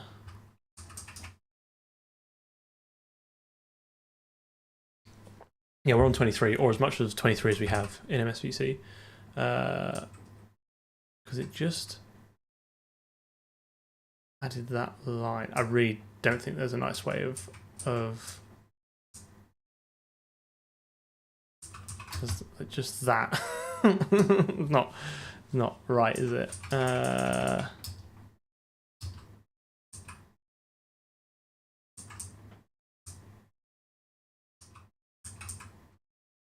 You know what? It's all going in. It's all going in one diff because there's just no point doing it. Right? Let's add all that, and then we'll do utils, and then enter that. Okay, so commit add jolt utils and pass key to debug. I'd normally strive for single atomic commits. You know, that just do one thing and they build on the standalone, so that way you get bisects and all that. But for this, I just, you know, no one's perfect. So add shape base class, and then I think we can probably add both those together. Okay, add box and sphere shape, and then commit integrate shape classes into physics system. Okay, cool. Sorry, bit of git admin while we're there before I forget. So now we can think about pulling out the rest of this. So we've got our floor shape. So I think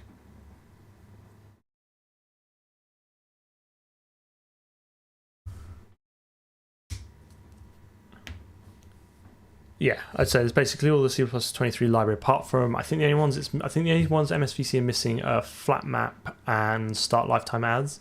I know STL is working on flat map at the moment, and I think start lifetime adds requires compiler magic, so that's why they're not done it yet. Okay, so we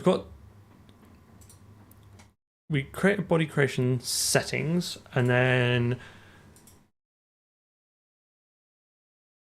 oh, interesting. So the difference here is you can either do create body and then add it to the simulation, or create and add body. We're gonna need, I think we'll want them separate because we won't have access necessarily to the, we're going to need access to the body interface anyway. So the rigid body is going to have to be passed in a body interface object in order to successfully construct itself. That's fine.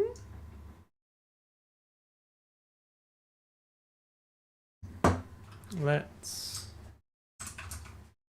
start writing some code. So we're going to have rigid body.h.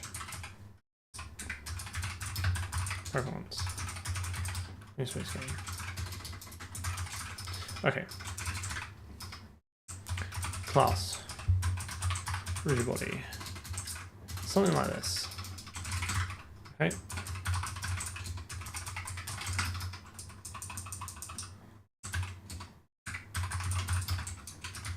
Might as well. We're going to have to use passkey anyway. So we're going to have rigid body passkey physics system. Right, and then we'll declare that class Don't worry, compiler. This type will exist at some point. Don't you worry about it.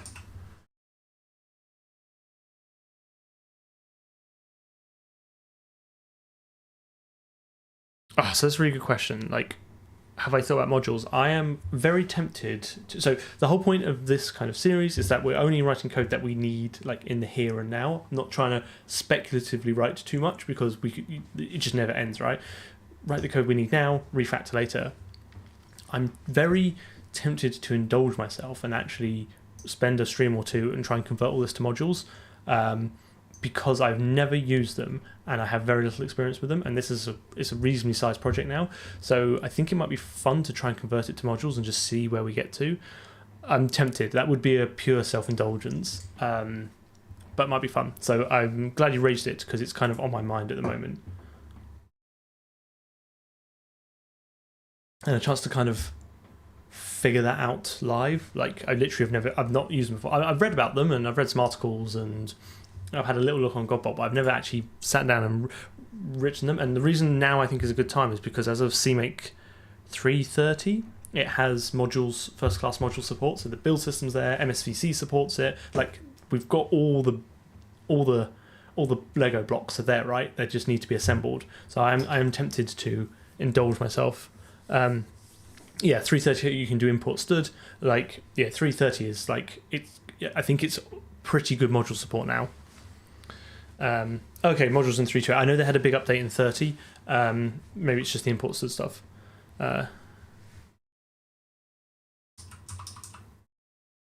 Is Windows needed in some way? Yes, because I'm writing a Windows game. I guess and then if you wanted it on Linux, it would probably run under Wine, I strongly suspect. But I think it's easier to start with Windows than port elsewhere, or get it to try and run under Wine than start on Linux. Also, my host machine is Windows and everything I have is Windows, so kind of makes sense. Apart from like my build environment, which I refuse to, for some reason, refuse to use Windows for, and would rather go via WSL. But that's my cross to bear. Okay, I'm chatting a bit and I'm not really getting anywhere. So the rigid body is going to have, so we don't have a quaternion class yet, which we're going to have to add very soon. I'm just putting it off because I can't remember the maths. Because we're going to need to be able to put out the rotation of the object so that we can set our in-game models to that rotation.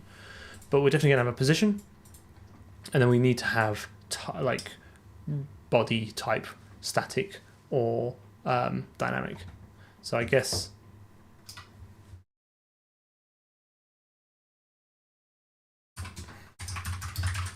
class rigid body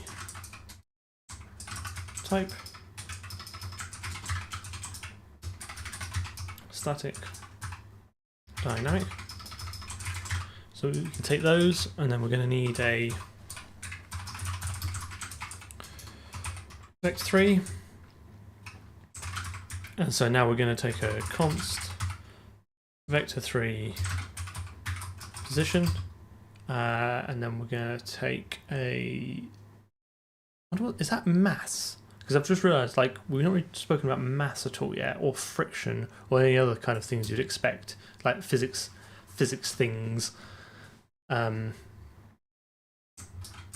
Rigid body type.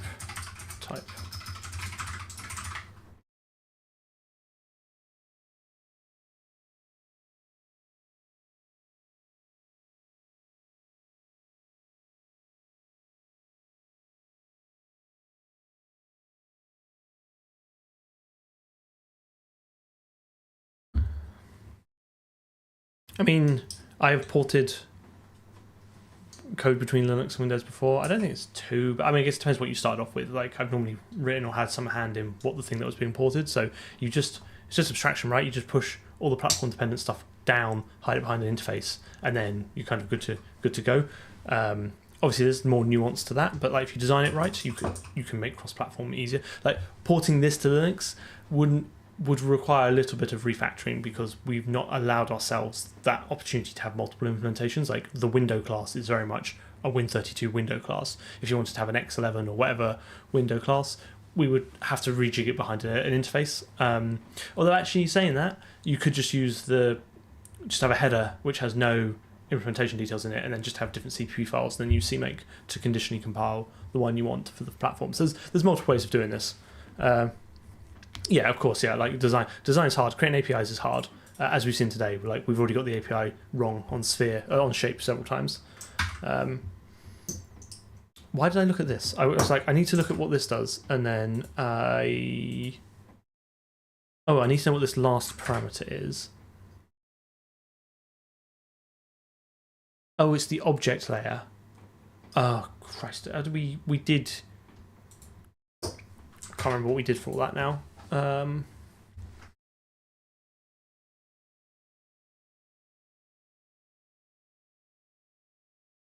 We had our object layers, didn't we? Because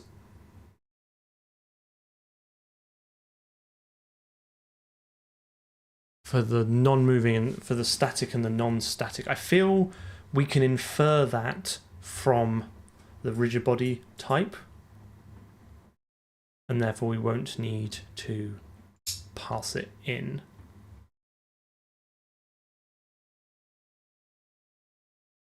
Yeah, the object layer, thanks for reminding me. Yeah, I think we can infer that based on whether we want a static or dynamic object.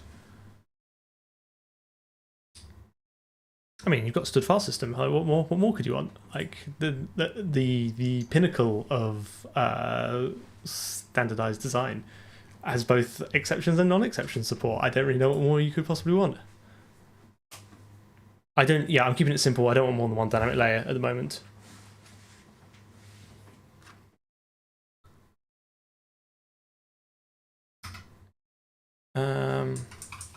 Yeah, I guess the problem with networking is you need what executors first. There's like I mean, it's very complex. I think in the standards, like there's a lot of preamble we need first. I don't know what you're talking about. I generally use the file system. I think it's much better than the alternative. If the C++ guidelines are like you should use exceptions for errors, it's kind of annoying when they're like, oh, we've backed down and given you kind of both ways of reporting errors. What can you do? What can you do? What can I do? Because I've kind of lost the plot a little bit here. So from there, we'll want to have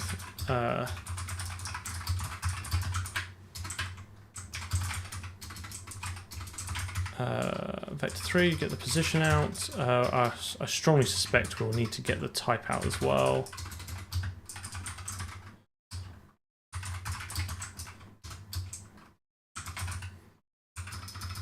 I think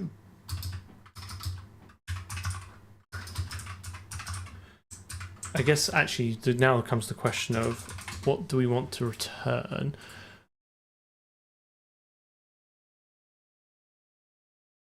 Because there's this ID as well that is used in places like. So I think we're going to need to be able to expose that from the rigid body.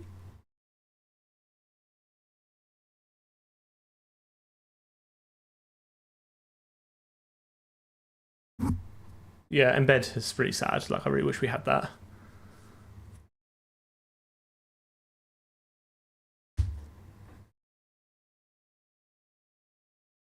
They do have intense meetings. They meet several times a year in Fiji and Hawaii, and they sit in a room with no windows and basically argue about what the future language is going to be. The design by committee is a way of doing a language. Whether it's the right way or not, I don't know. Like, there's pros and cons to both. There are some people are disgruntled with the current state of it, and it is slow to get things done. Yeah, I think embed was, because then C got it right. Because in C23 or whatever, C26, whatever the next version is, they've got hash embed. So it's kind of really annoying that we didn't get it.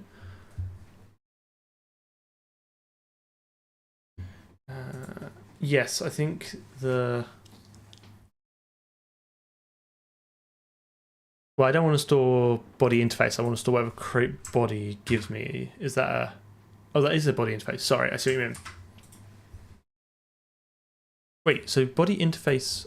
Oh no, wait a minute. Create body is a body pointer, so that's the thing I want to return. So I'm going to want auto native handle const body star.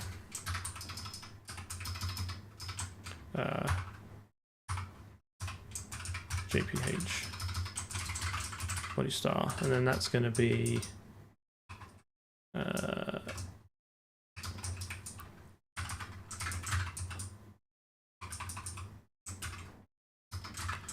thou shalt not include before.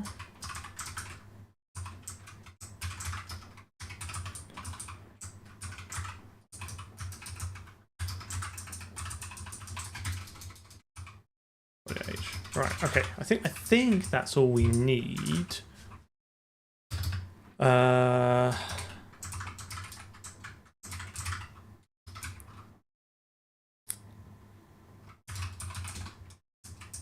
So we can add all that, get that out, and then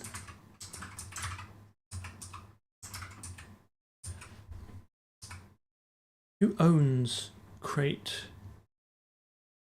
body?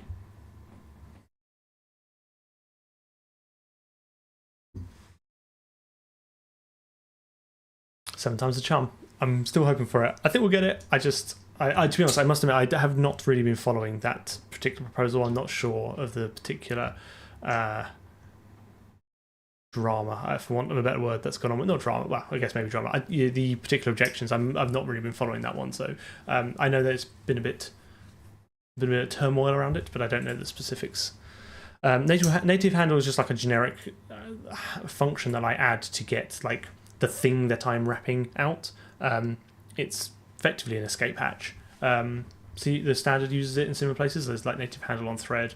I think they're adding native handle to std file system path. I think maybe in 26. But yeah, it's just like a words that I use to basically convey that here is like the inner workings of this object. You should only only use it when you really need to.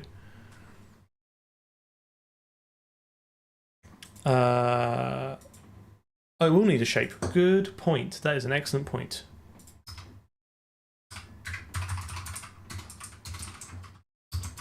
I think we would have figured that out eventually when I went to write the code. I was like, I don't know what's going on. So const shape.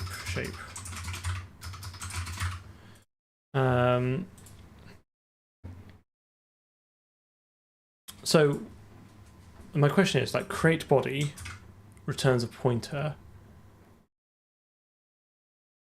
or out of bodies. That sounds like the interface owns it, so I don't have to worry too much about the ownership. So I should be able to do, I think, I can just do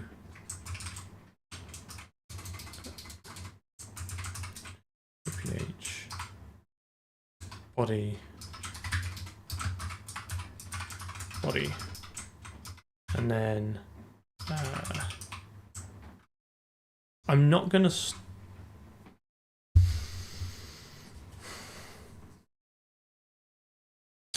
actually store the position because we'll need to pull that out of the physics system, which I think we'll need to do later.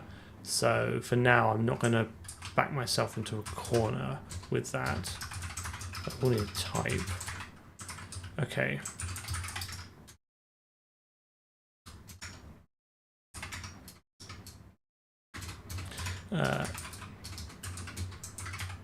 Okay, right now.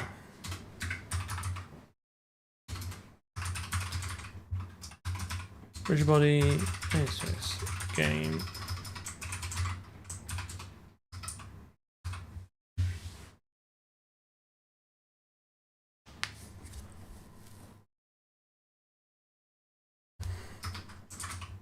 God, weather is absolutely foul here.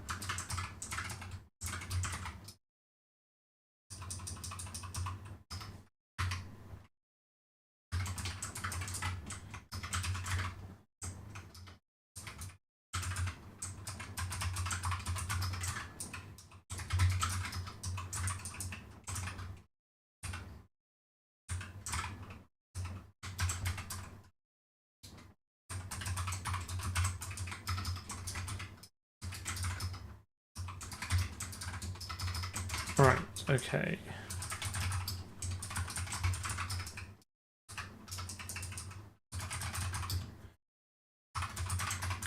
Right, we're getting somewhere now.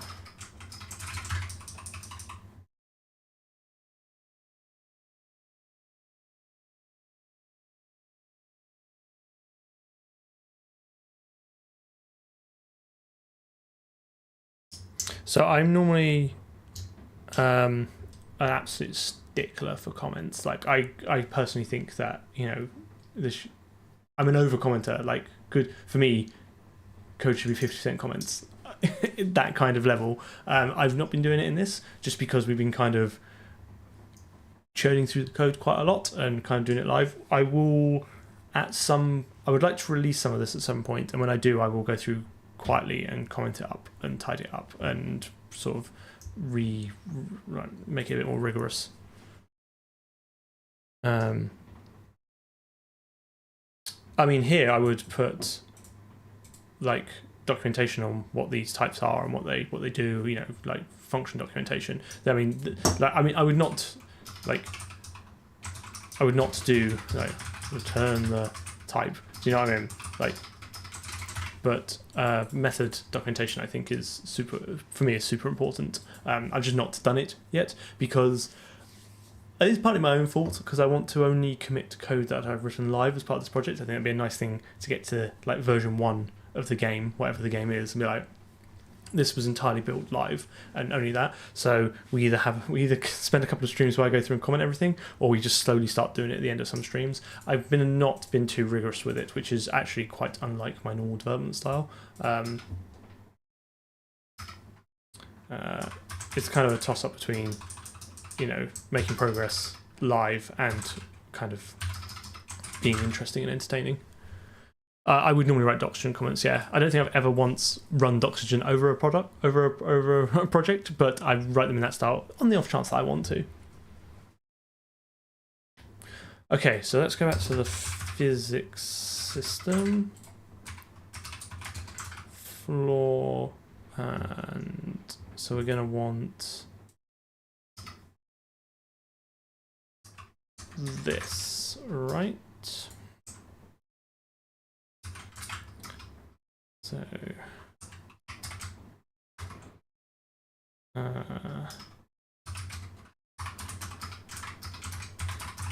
font body settings equals shape native handle, and then include jolt utils, and then we go to jolt position, and then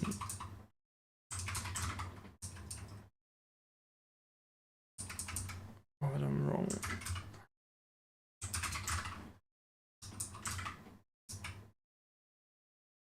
Was it not like valid use of? Oh, is it just because I've not compiled this yet? It might just be not liking it. And then I guess jolt utils.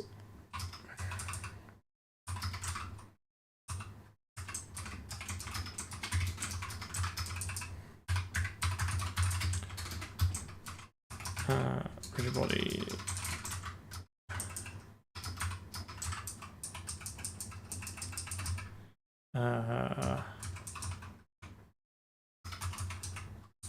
Auto to jolt, rigid body type to JPH. Is it E motion type?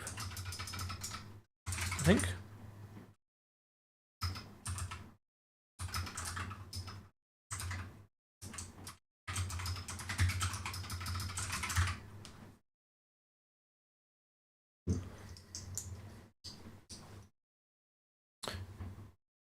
Yes, that is a circular include, isn't it? Oh, I don't need it outside of this class at the moment, so let's just do it here.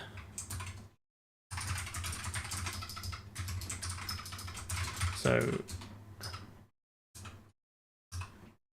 auto to jolt game rigid body type to JPH emotion type. Fix this again.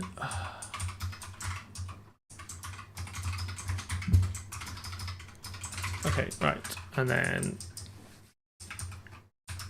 switch type using enum rigid game rigid body type case static return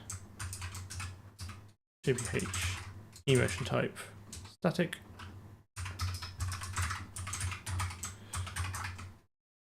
Dynamic.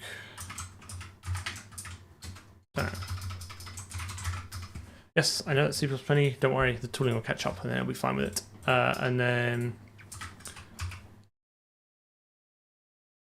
to jolt type.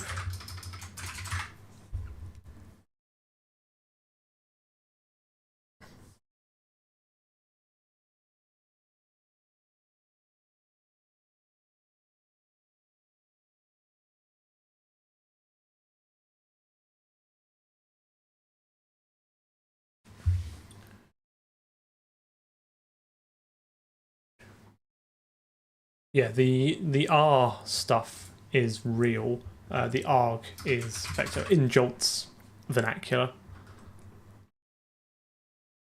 But yeah, tmux is just sudo apt install tmux, just worked.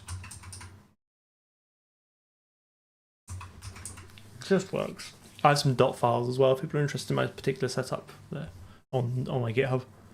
And then I want also auto to layer. This here, I can't remember what the type is, but I want game rigid body type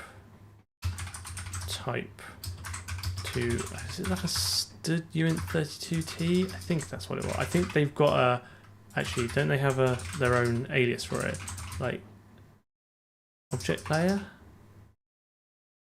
Maybe? Yes, okay, that's fine.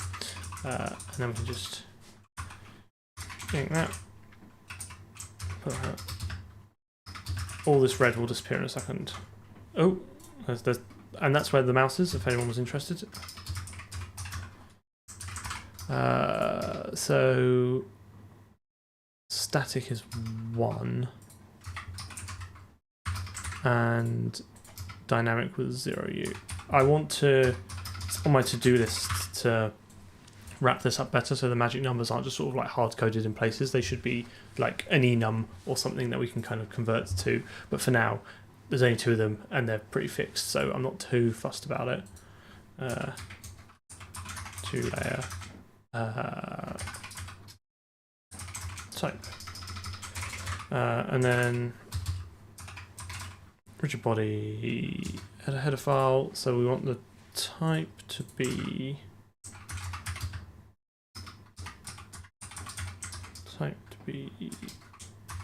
that.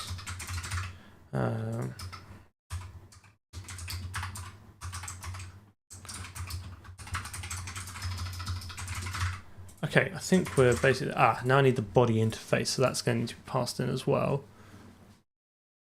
No, the code, the compiler is not driven from the editor. That's why I use tmux, so I can go over here and just drive it separately.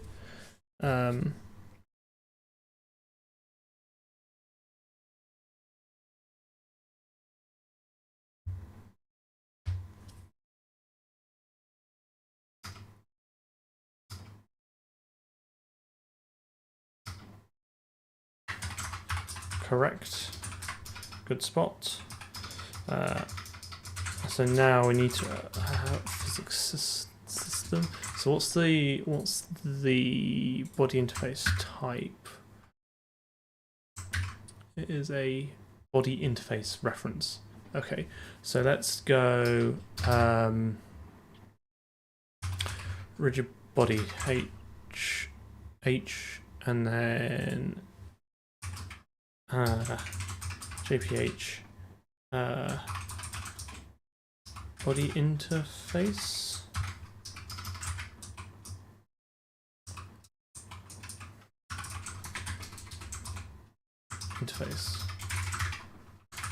Right, now bring that over here, bring that in here, go down a bit, go to type, and then GPH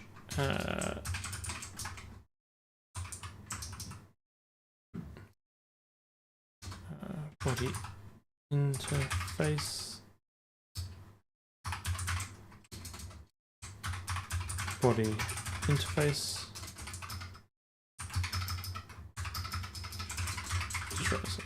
It doesn't actually matter if you don't give it a name in the header file, but for consistency I like to. Again, it helps with documentation later on if your type has a name.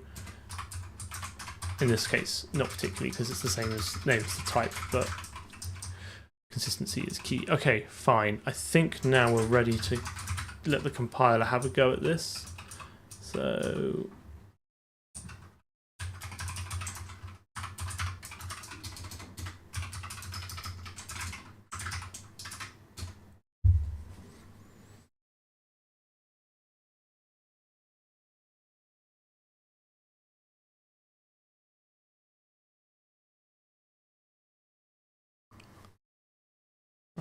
tooling is broken again. I must have a look at that. I don't know why that's being funny about it.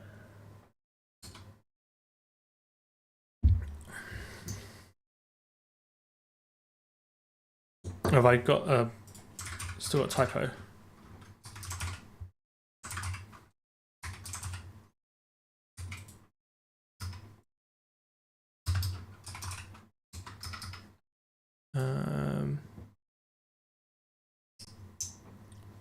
Type. There are. Well done.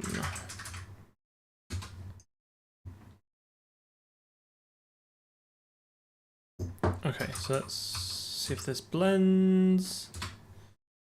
It should not do. What have I done wrong? 52.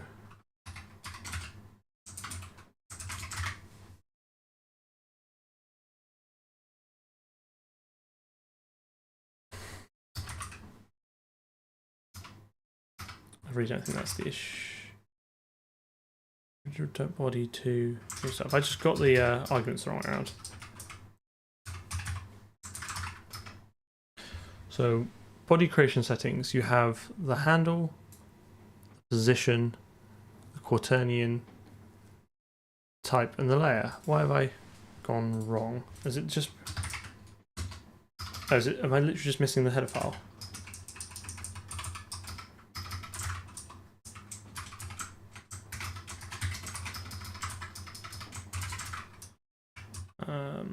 Oh, and is...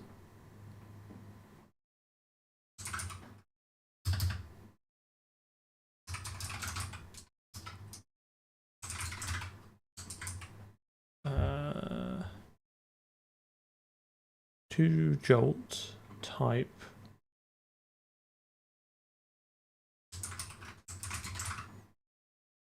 no matching function call. I'm pretty sure that it is.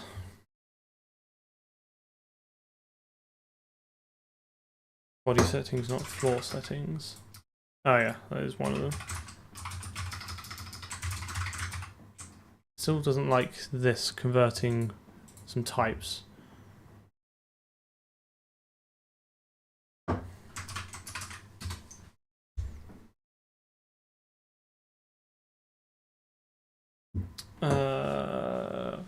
Body settings, cast object. Oh,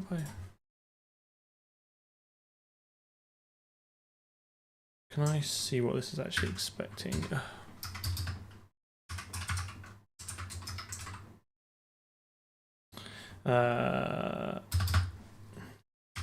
Rigid body.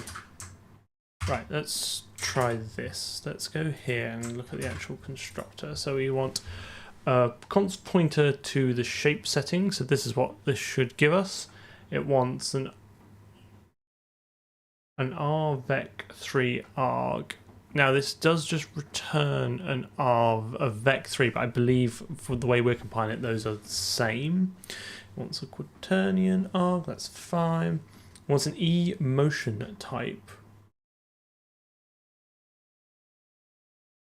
And then an object layer. I don't understand where I'm going wrong.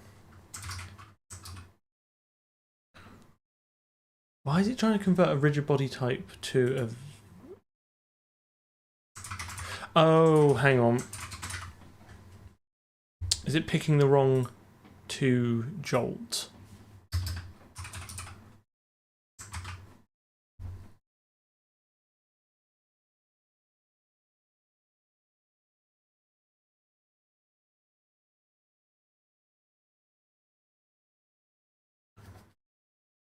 arg4, 1, 2, 3. Yeah, it doesn't like converting my rigid body type.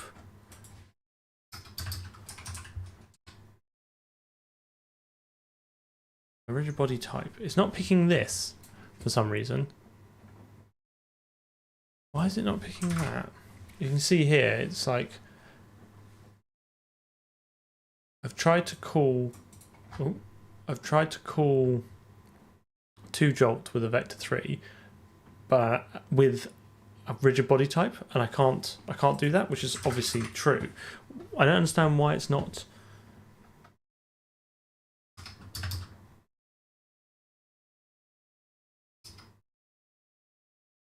I think I know why. I think because I've provided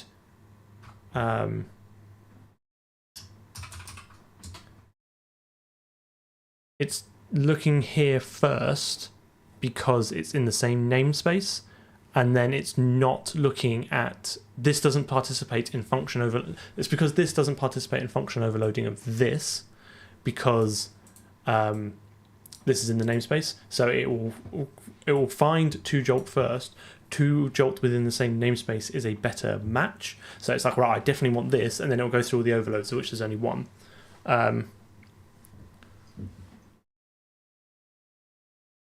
Yeah.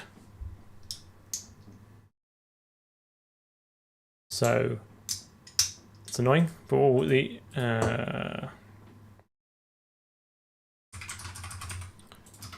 you can easily fix this by just better qualifying the name.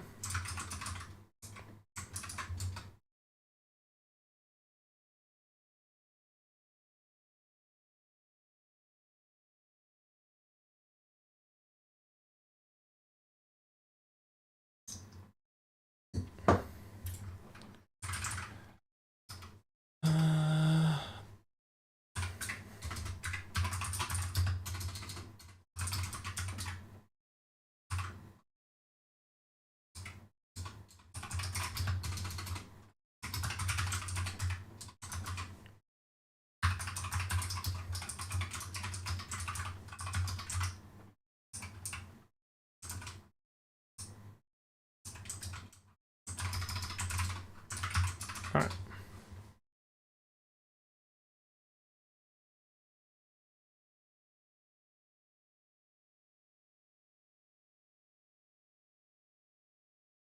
Nice. Okay. Actually, I realised that was off screen, but it definitely dropped. Sorry, I was looking at the chat. People talking about allocate. I think you've got an interesting problem if you're using allocate.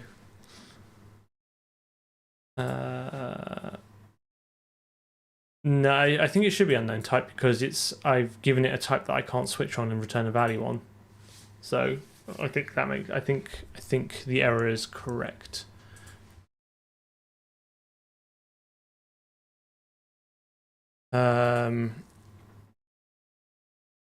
Oh, okay, fine. I see what you mean.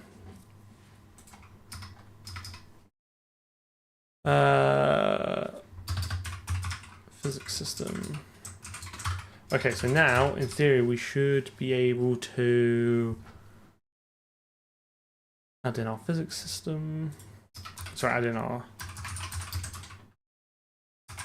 rigid body and replace all these with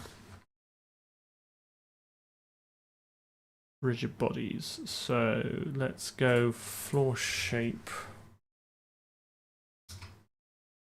auto floor equals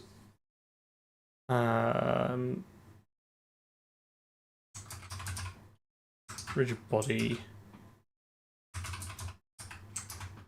floor shape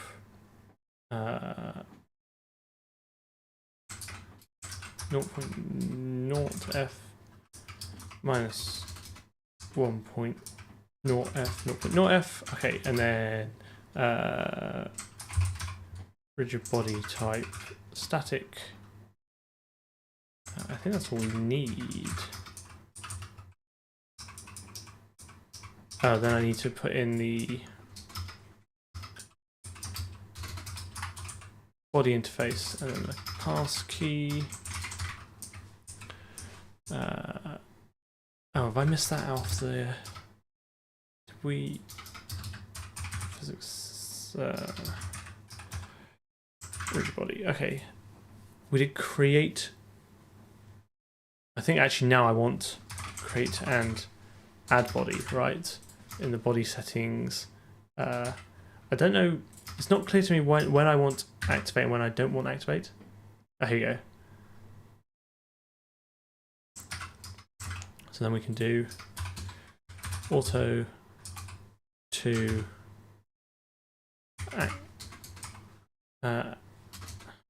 jolt to activation game. I feel like this probably actually should just be one method which returns like a tuple of the three types rather than calling them all separately, but I sure have done it now. So activation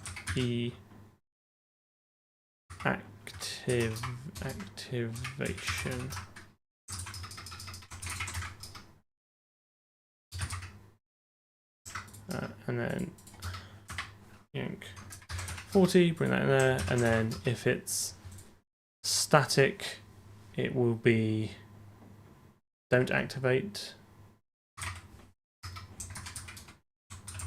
JPH E activation don't activate, and then return JPH E activation activate. Okay, and then let's create body settings to activation type.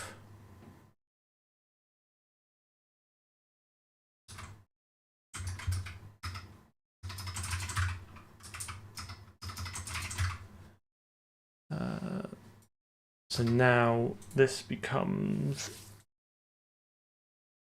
Oh my goodness, loads of questions going.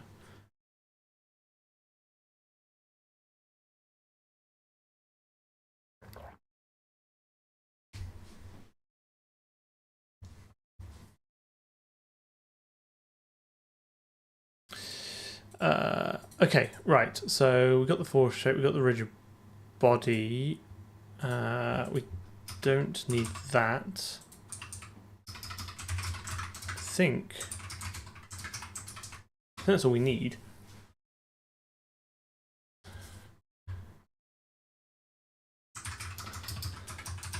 Rigid body 72. What have I done wrong? Body settings.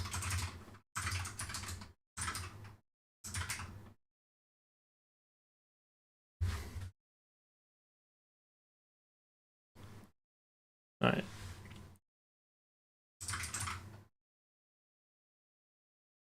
Oh, does that give you the eye? Oh, does that not give you the eye? Oh, that's so annoying. Right, okay. So maybe we do need create.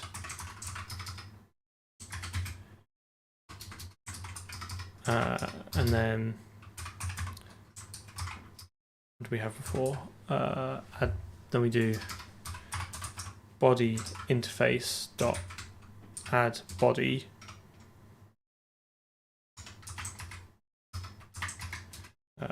Body get ID, and then this has the to activation. Right, okay, fine. Sorry, I think the way it combined the two calls was not quite what I wanted. And it's create body. Okay, right.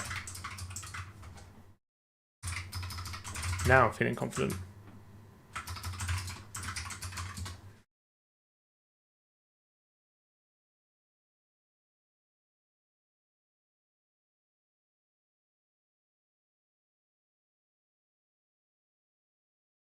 Okay.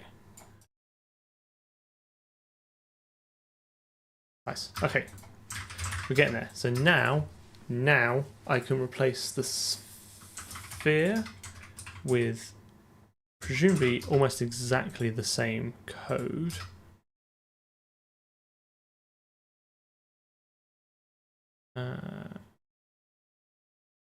So I can do auto sphere equals rigid body sphere shape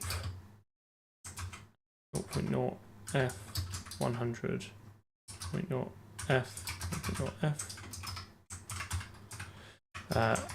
and then pass in the rigid body type dynamic, pass in the body interface, the pass key. So that goes away, that goes away, that goes away, that goes away. And then if we want to keep this in line with what we've already got, we could do impl sphere equals sphere dot native handle get ID. It's just going to work. No, it's fine. Like, keep going. Like, I'm half kind of, because obviously I'm quite interested in low-level Windows stuff. I'm kind of half reading it. I think Ferdinand seems pretty well versed in this, so there's not really a lot I can add. Nice. Okay. Okay. The sphere did move, didn't it? What is different?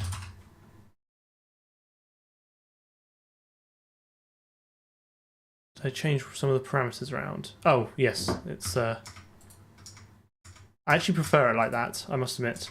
But it was because I had like a -10 there. But I think I prefer it dropping straight in front of us.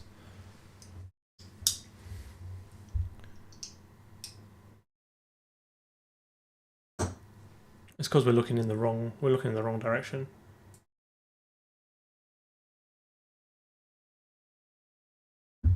Nailed it. Okay.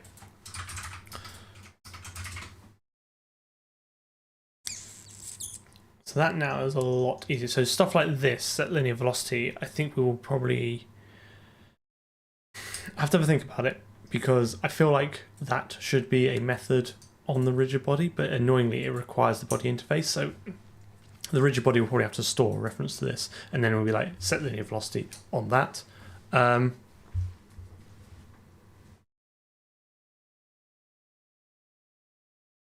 Yeah, we'll review the camera math at some point. I'm quite pleased with this, though. I think this is basically what I want. So we just need to pull these out and make these part of the excuse me, physics system interface. Let's just have a quick look at doing that now. So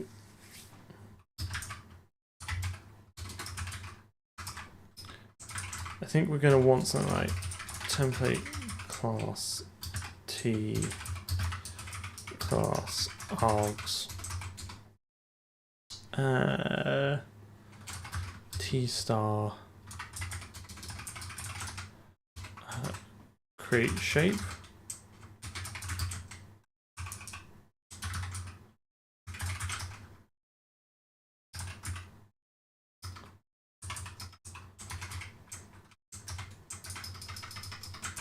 Alright, and then just do return T stood forward args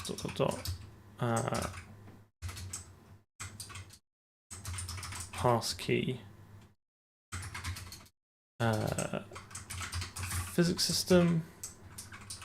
I think that'll work. If I actually pass it forward. If I got those.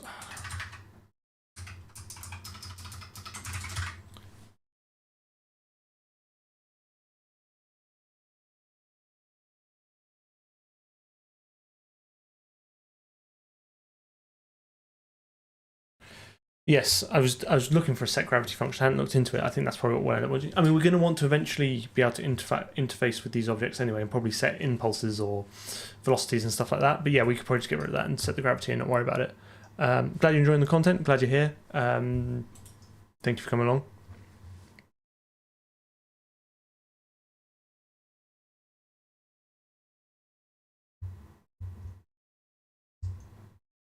So this is just a factory method which basically will allow me to create any shape that I want as long as I give it the right arguments. So if you don't give it the right arguments for the right type, then it won't compile. But if it does, it will construct it and it will tack the little pass key on the end.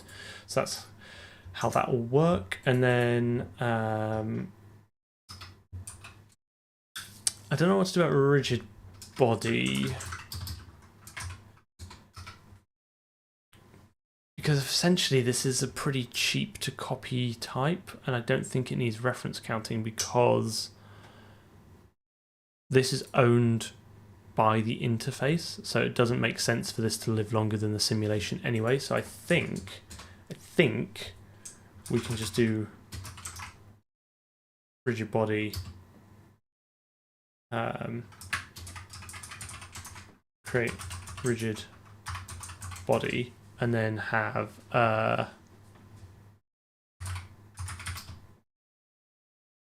const. See now I'm mixing up my interfaces now because this returns a pointer, and I want to return a pointer because I want identity level equality and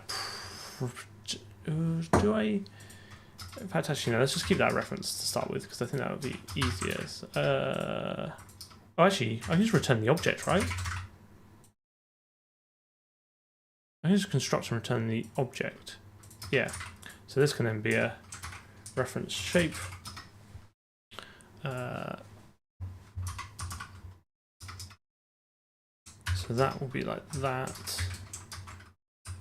And that can be const as well, right? And this can be const as well. So basically, let's go with that.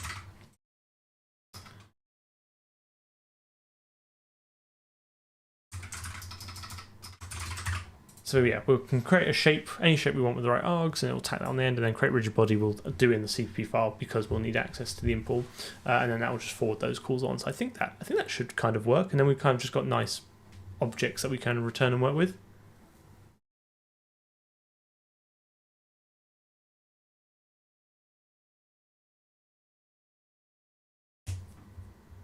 I did forget to use training types. Thank you. It's weird because I've kind of gotten used to it. I don't know. I think I'm just getting tired, I think.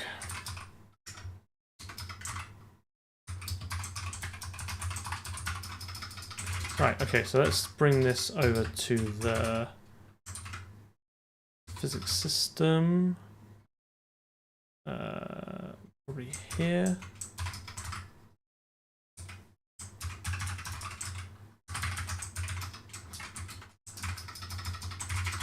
So this will return basically this.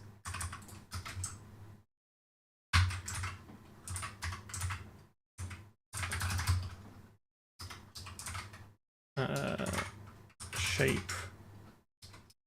Body interface comes from this, so I'll just copy that in there. And then will be position, all my type, everything's gone. Position, type, body interface, key. Okay, so that should be quite nice. So what we can now do is we can get rid of all this.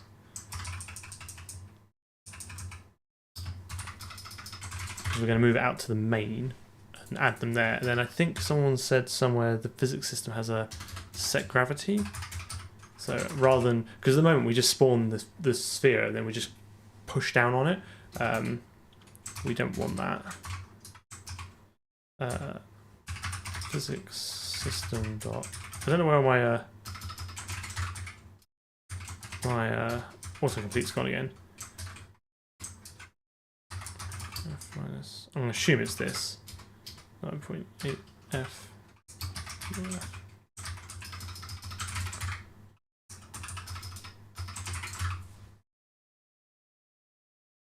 I don't think we want this anymore either because it doesn't make sense. We would probably need to work out when the best time to call this is. I suspect we would have a create rigid body batch, like which takes a vector of these, and then it would call optimize broad phrase at the end, or optionally call that. But I'm not too fussed for the moment for the amount of stuff we're doing. If this works, like this all code suddenly becomes really nice. Look, it's just like initializing this object, and then setting some gravity, and then we've pushed all the horror off into other classes, and it suddenly becomes quite nice.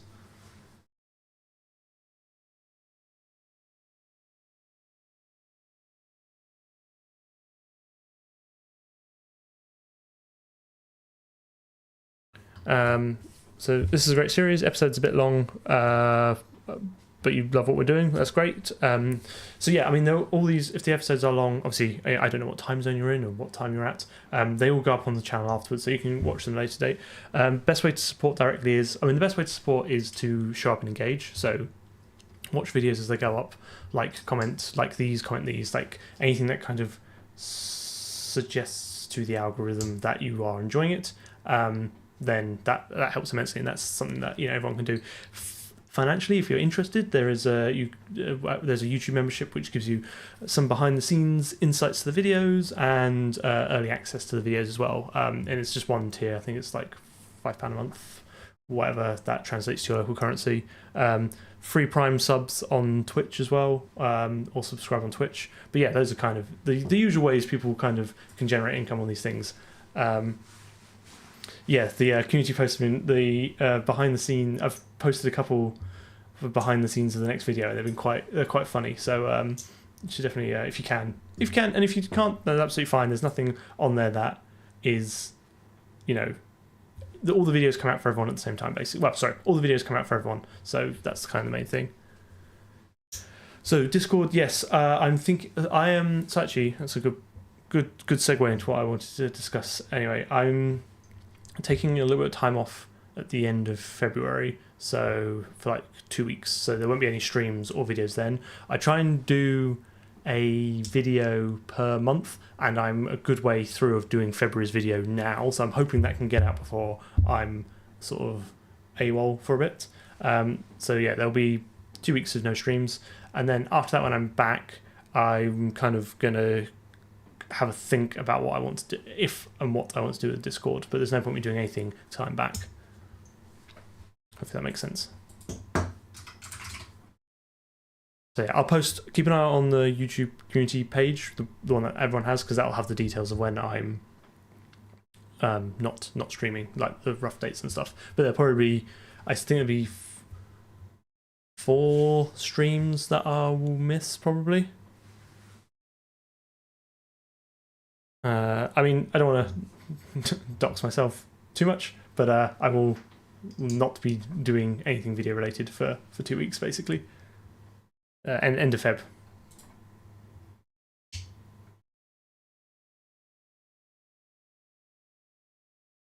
I think someone mentioned this. Thanks. Yeah, I've just put the const in the wrong place. I'm just not paying attention.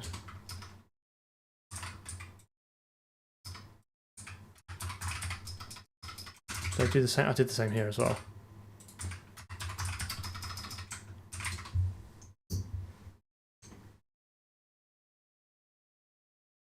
Yeah, that's it. It's a 2-week bender in Lanzarote. That's it. It's just that's exactly what it is.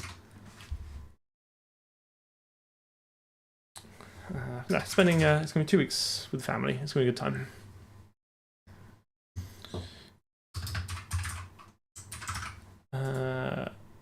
What was I doing before I got sidetracked? It was something to do with moving all this to main, wasn't it? I'm gonna get this done. Be a nice way to end the stream. Shape, hash include box shape, hash include sphere shape, hash include rigid body. Okay, so now when we create the physics system, we should now be able to do auto, I guess, const, auto,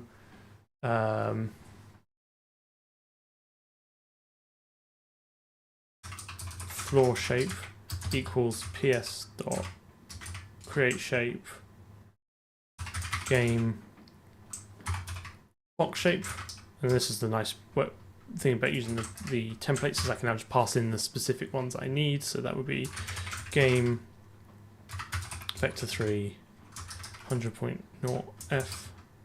1.0f 100.0f. If I do not stream for a few weeks, everyone has to promise to show up again when I'm done. I feel like I've got quite a lot of momentum at the moment, and I'm slightly worried it's all going to disappear.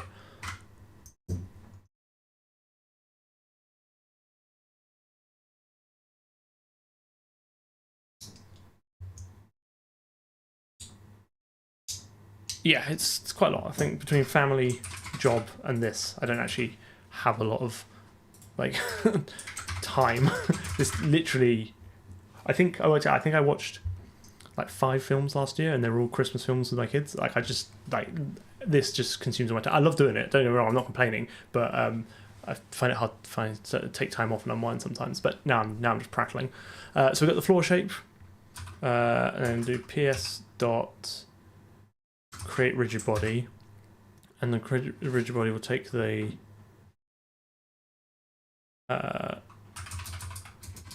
floor shape and the position, so 0.0f minus 1.0f 0.0f, and then the game rigid body. Oh no, absolutely not. Oh my goodness. Right, okay.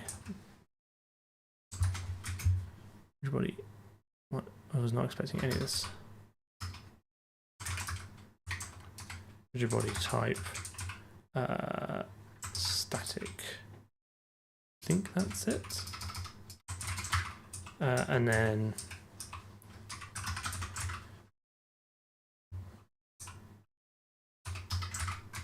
floor. Sphere shape will be sphere shape, and then this will take a 5.0f, and then create rigid body.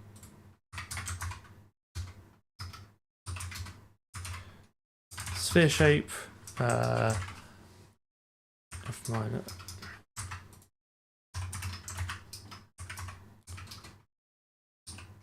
Hundred static dynamic. Whew.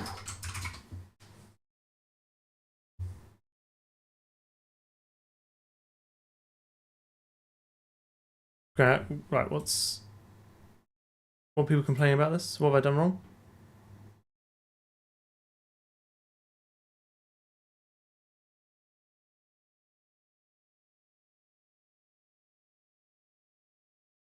Oh, I see. Okay, we're just discussing it. I mean, someone just said that I needed this. Like, it doesn't seem to be a method. Let's just see if this blends, and we'll fix it up as we go along. Oof, whoa. I have my goodness, that is a lot of errors.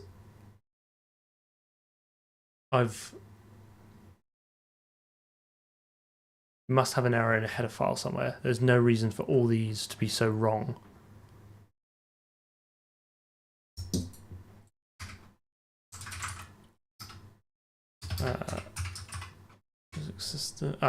That's probably why. Let's put that in there.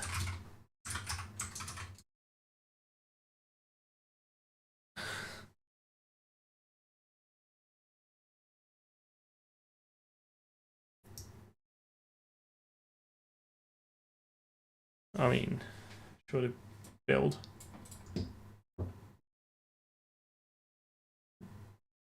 I mean, can't really argue with that.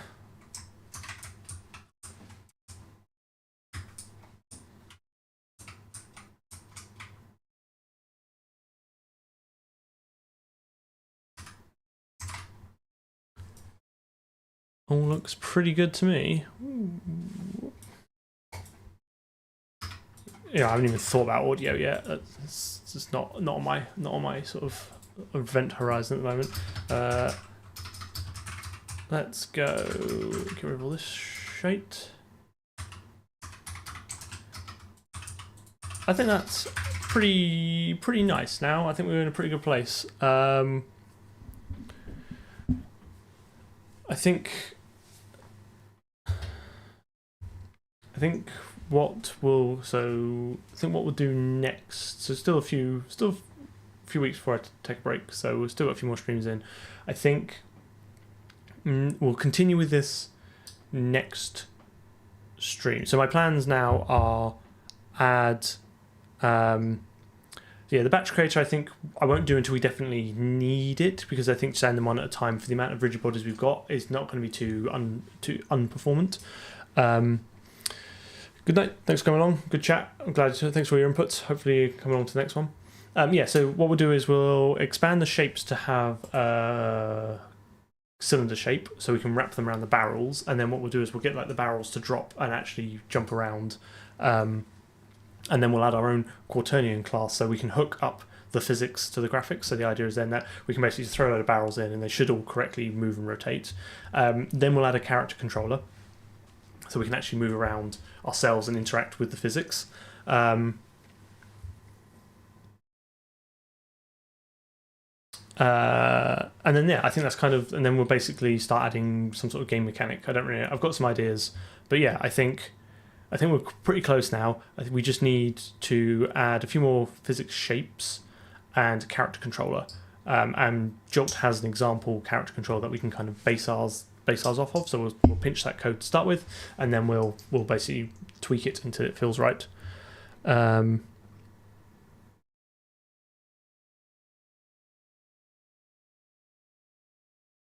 What the extra keyboard presses are doing, I don't know half the time. I'm just sort of making it up. I actually have a keyboard here that's not plugged in, so I can just, so it makes it sound like I'm doing lots.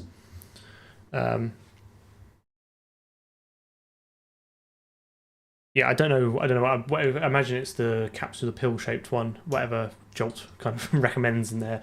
They have two. They have I think they have like a virtual one and a non-virtual one. I can't remember, because like there's basically two ways. My understanding is there's two ways of doing character controllers. You have a dynamic one where you move your player shape with impulses and forces. So to walk, you literally have to apply a force, and then to stop it, effectively apply the counter force. It's a massive pain to move, but all the collision detection just works because you're just using the forces that the physics system understands.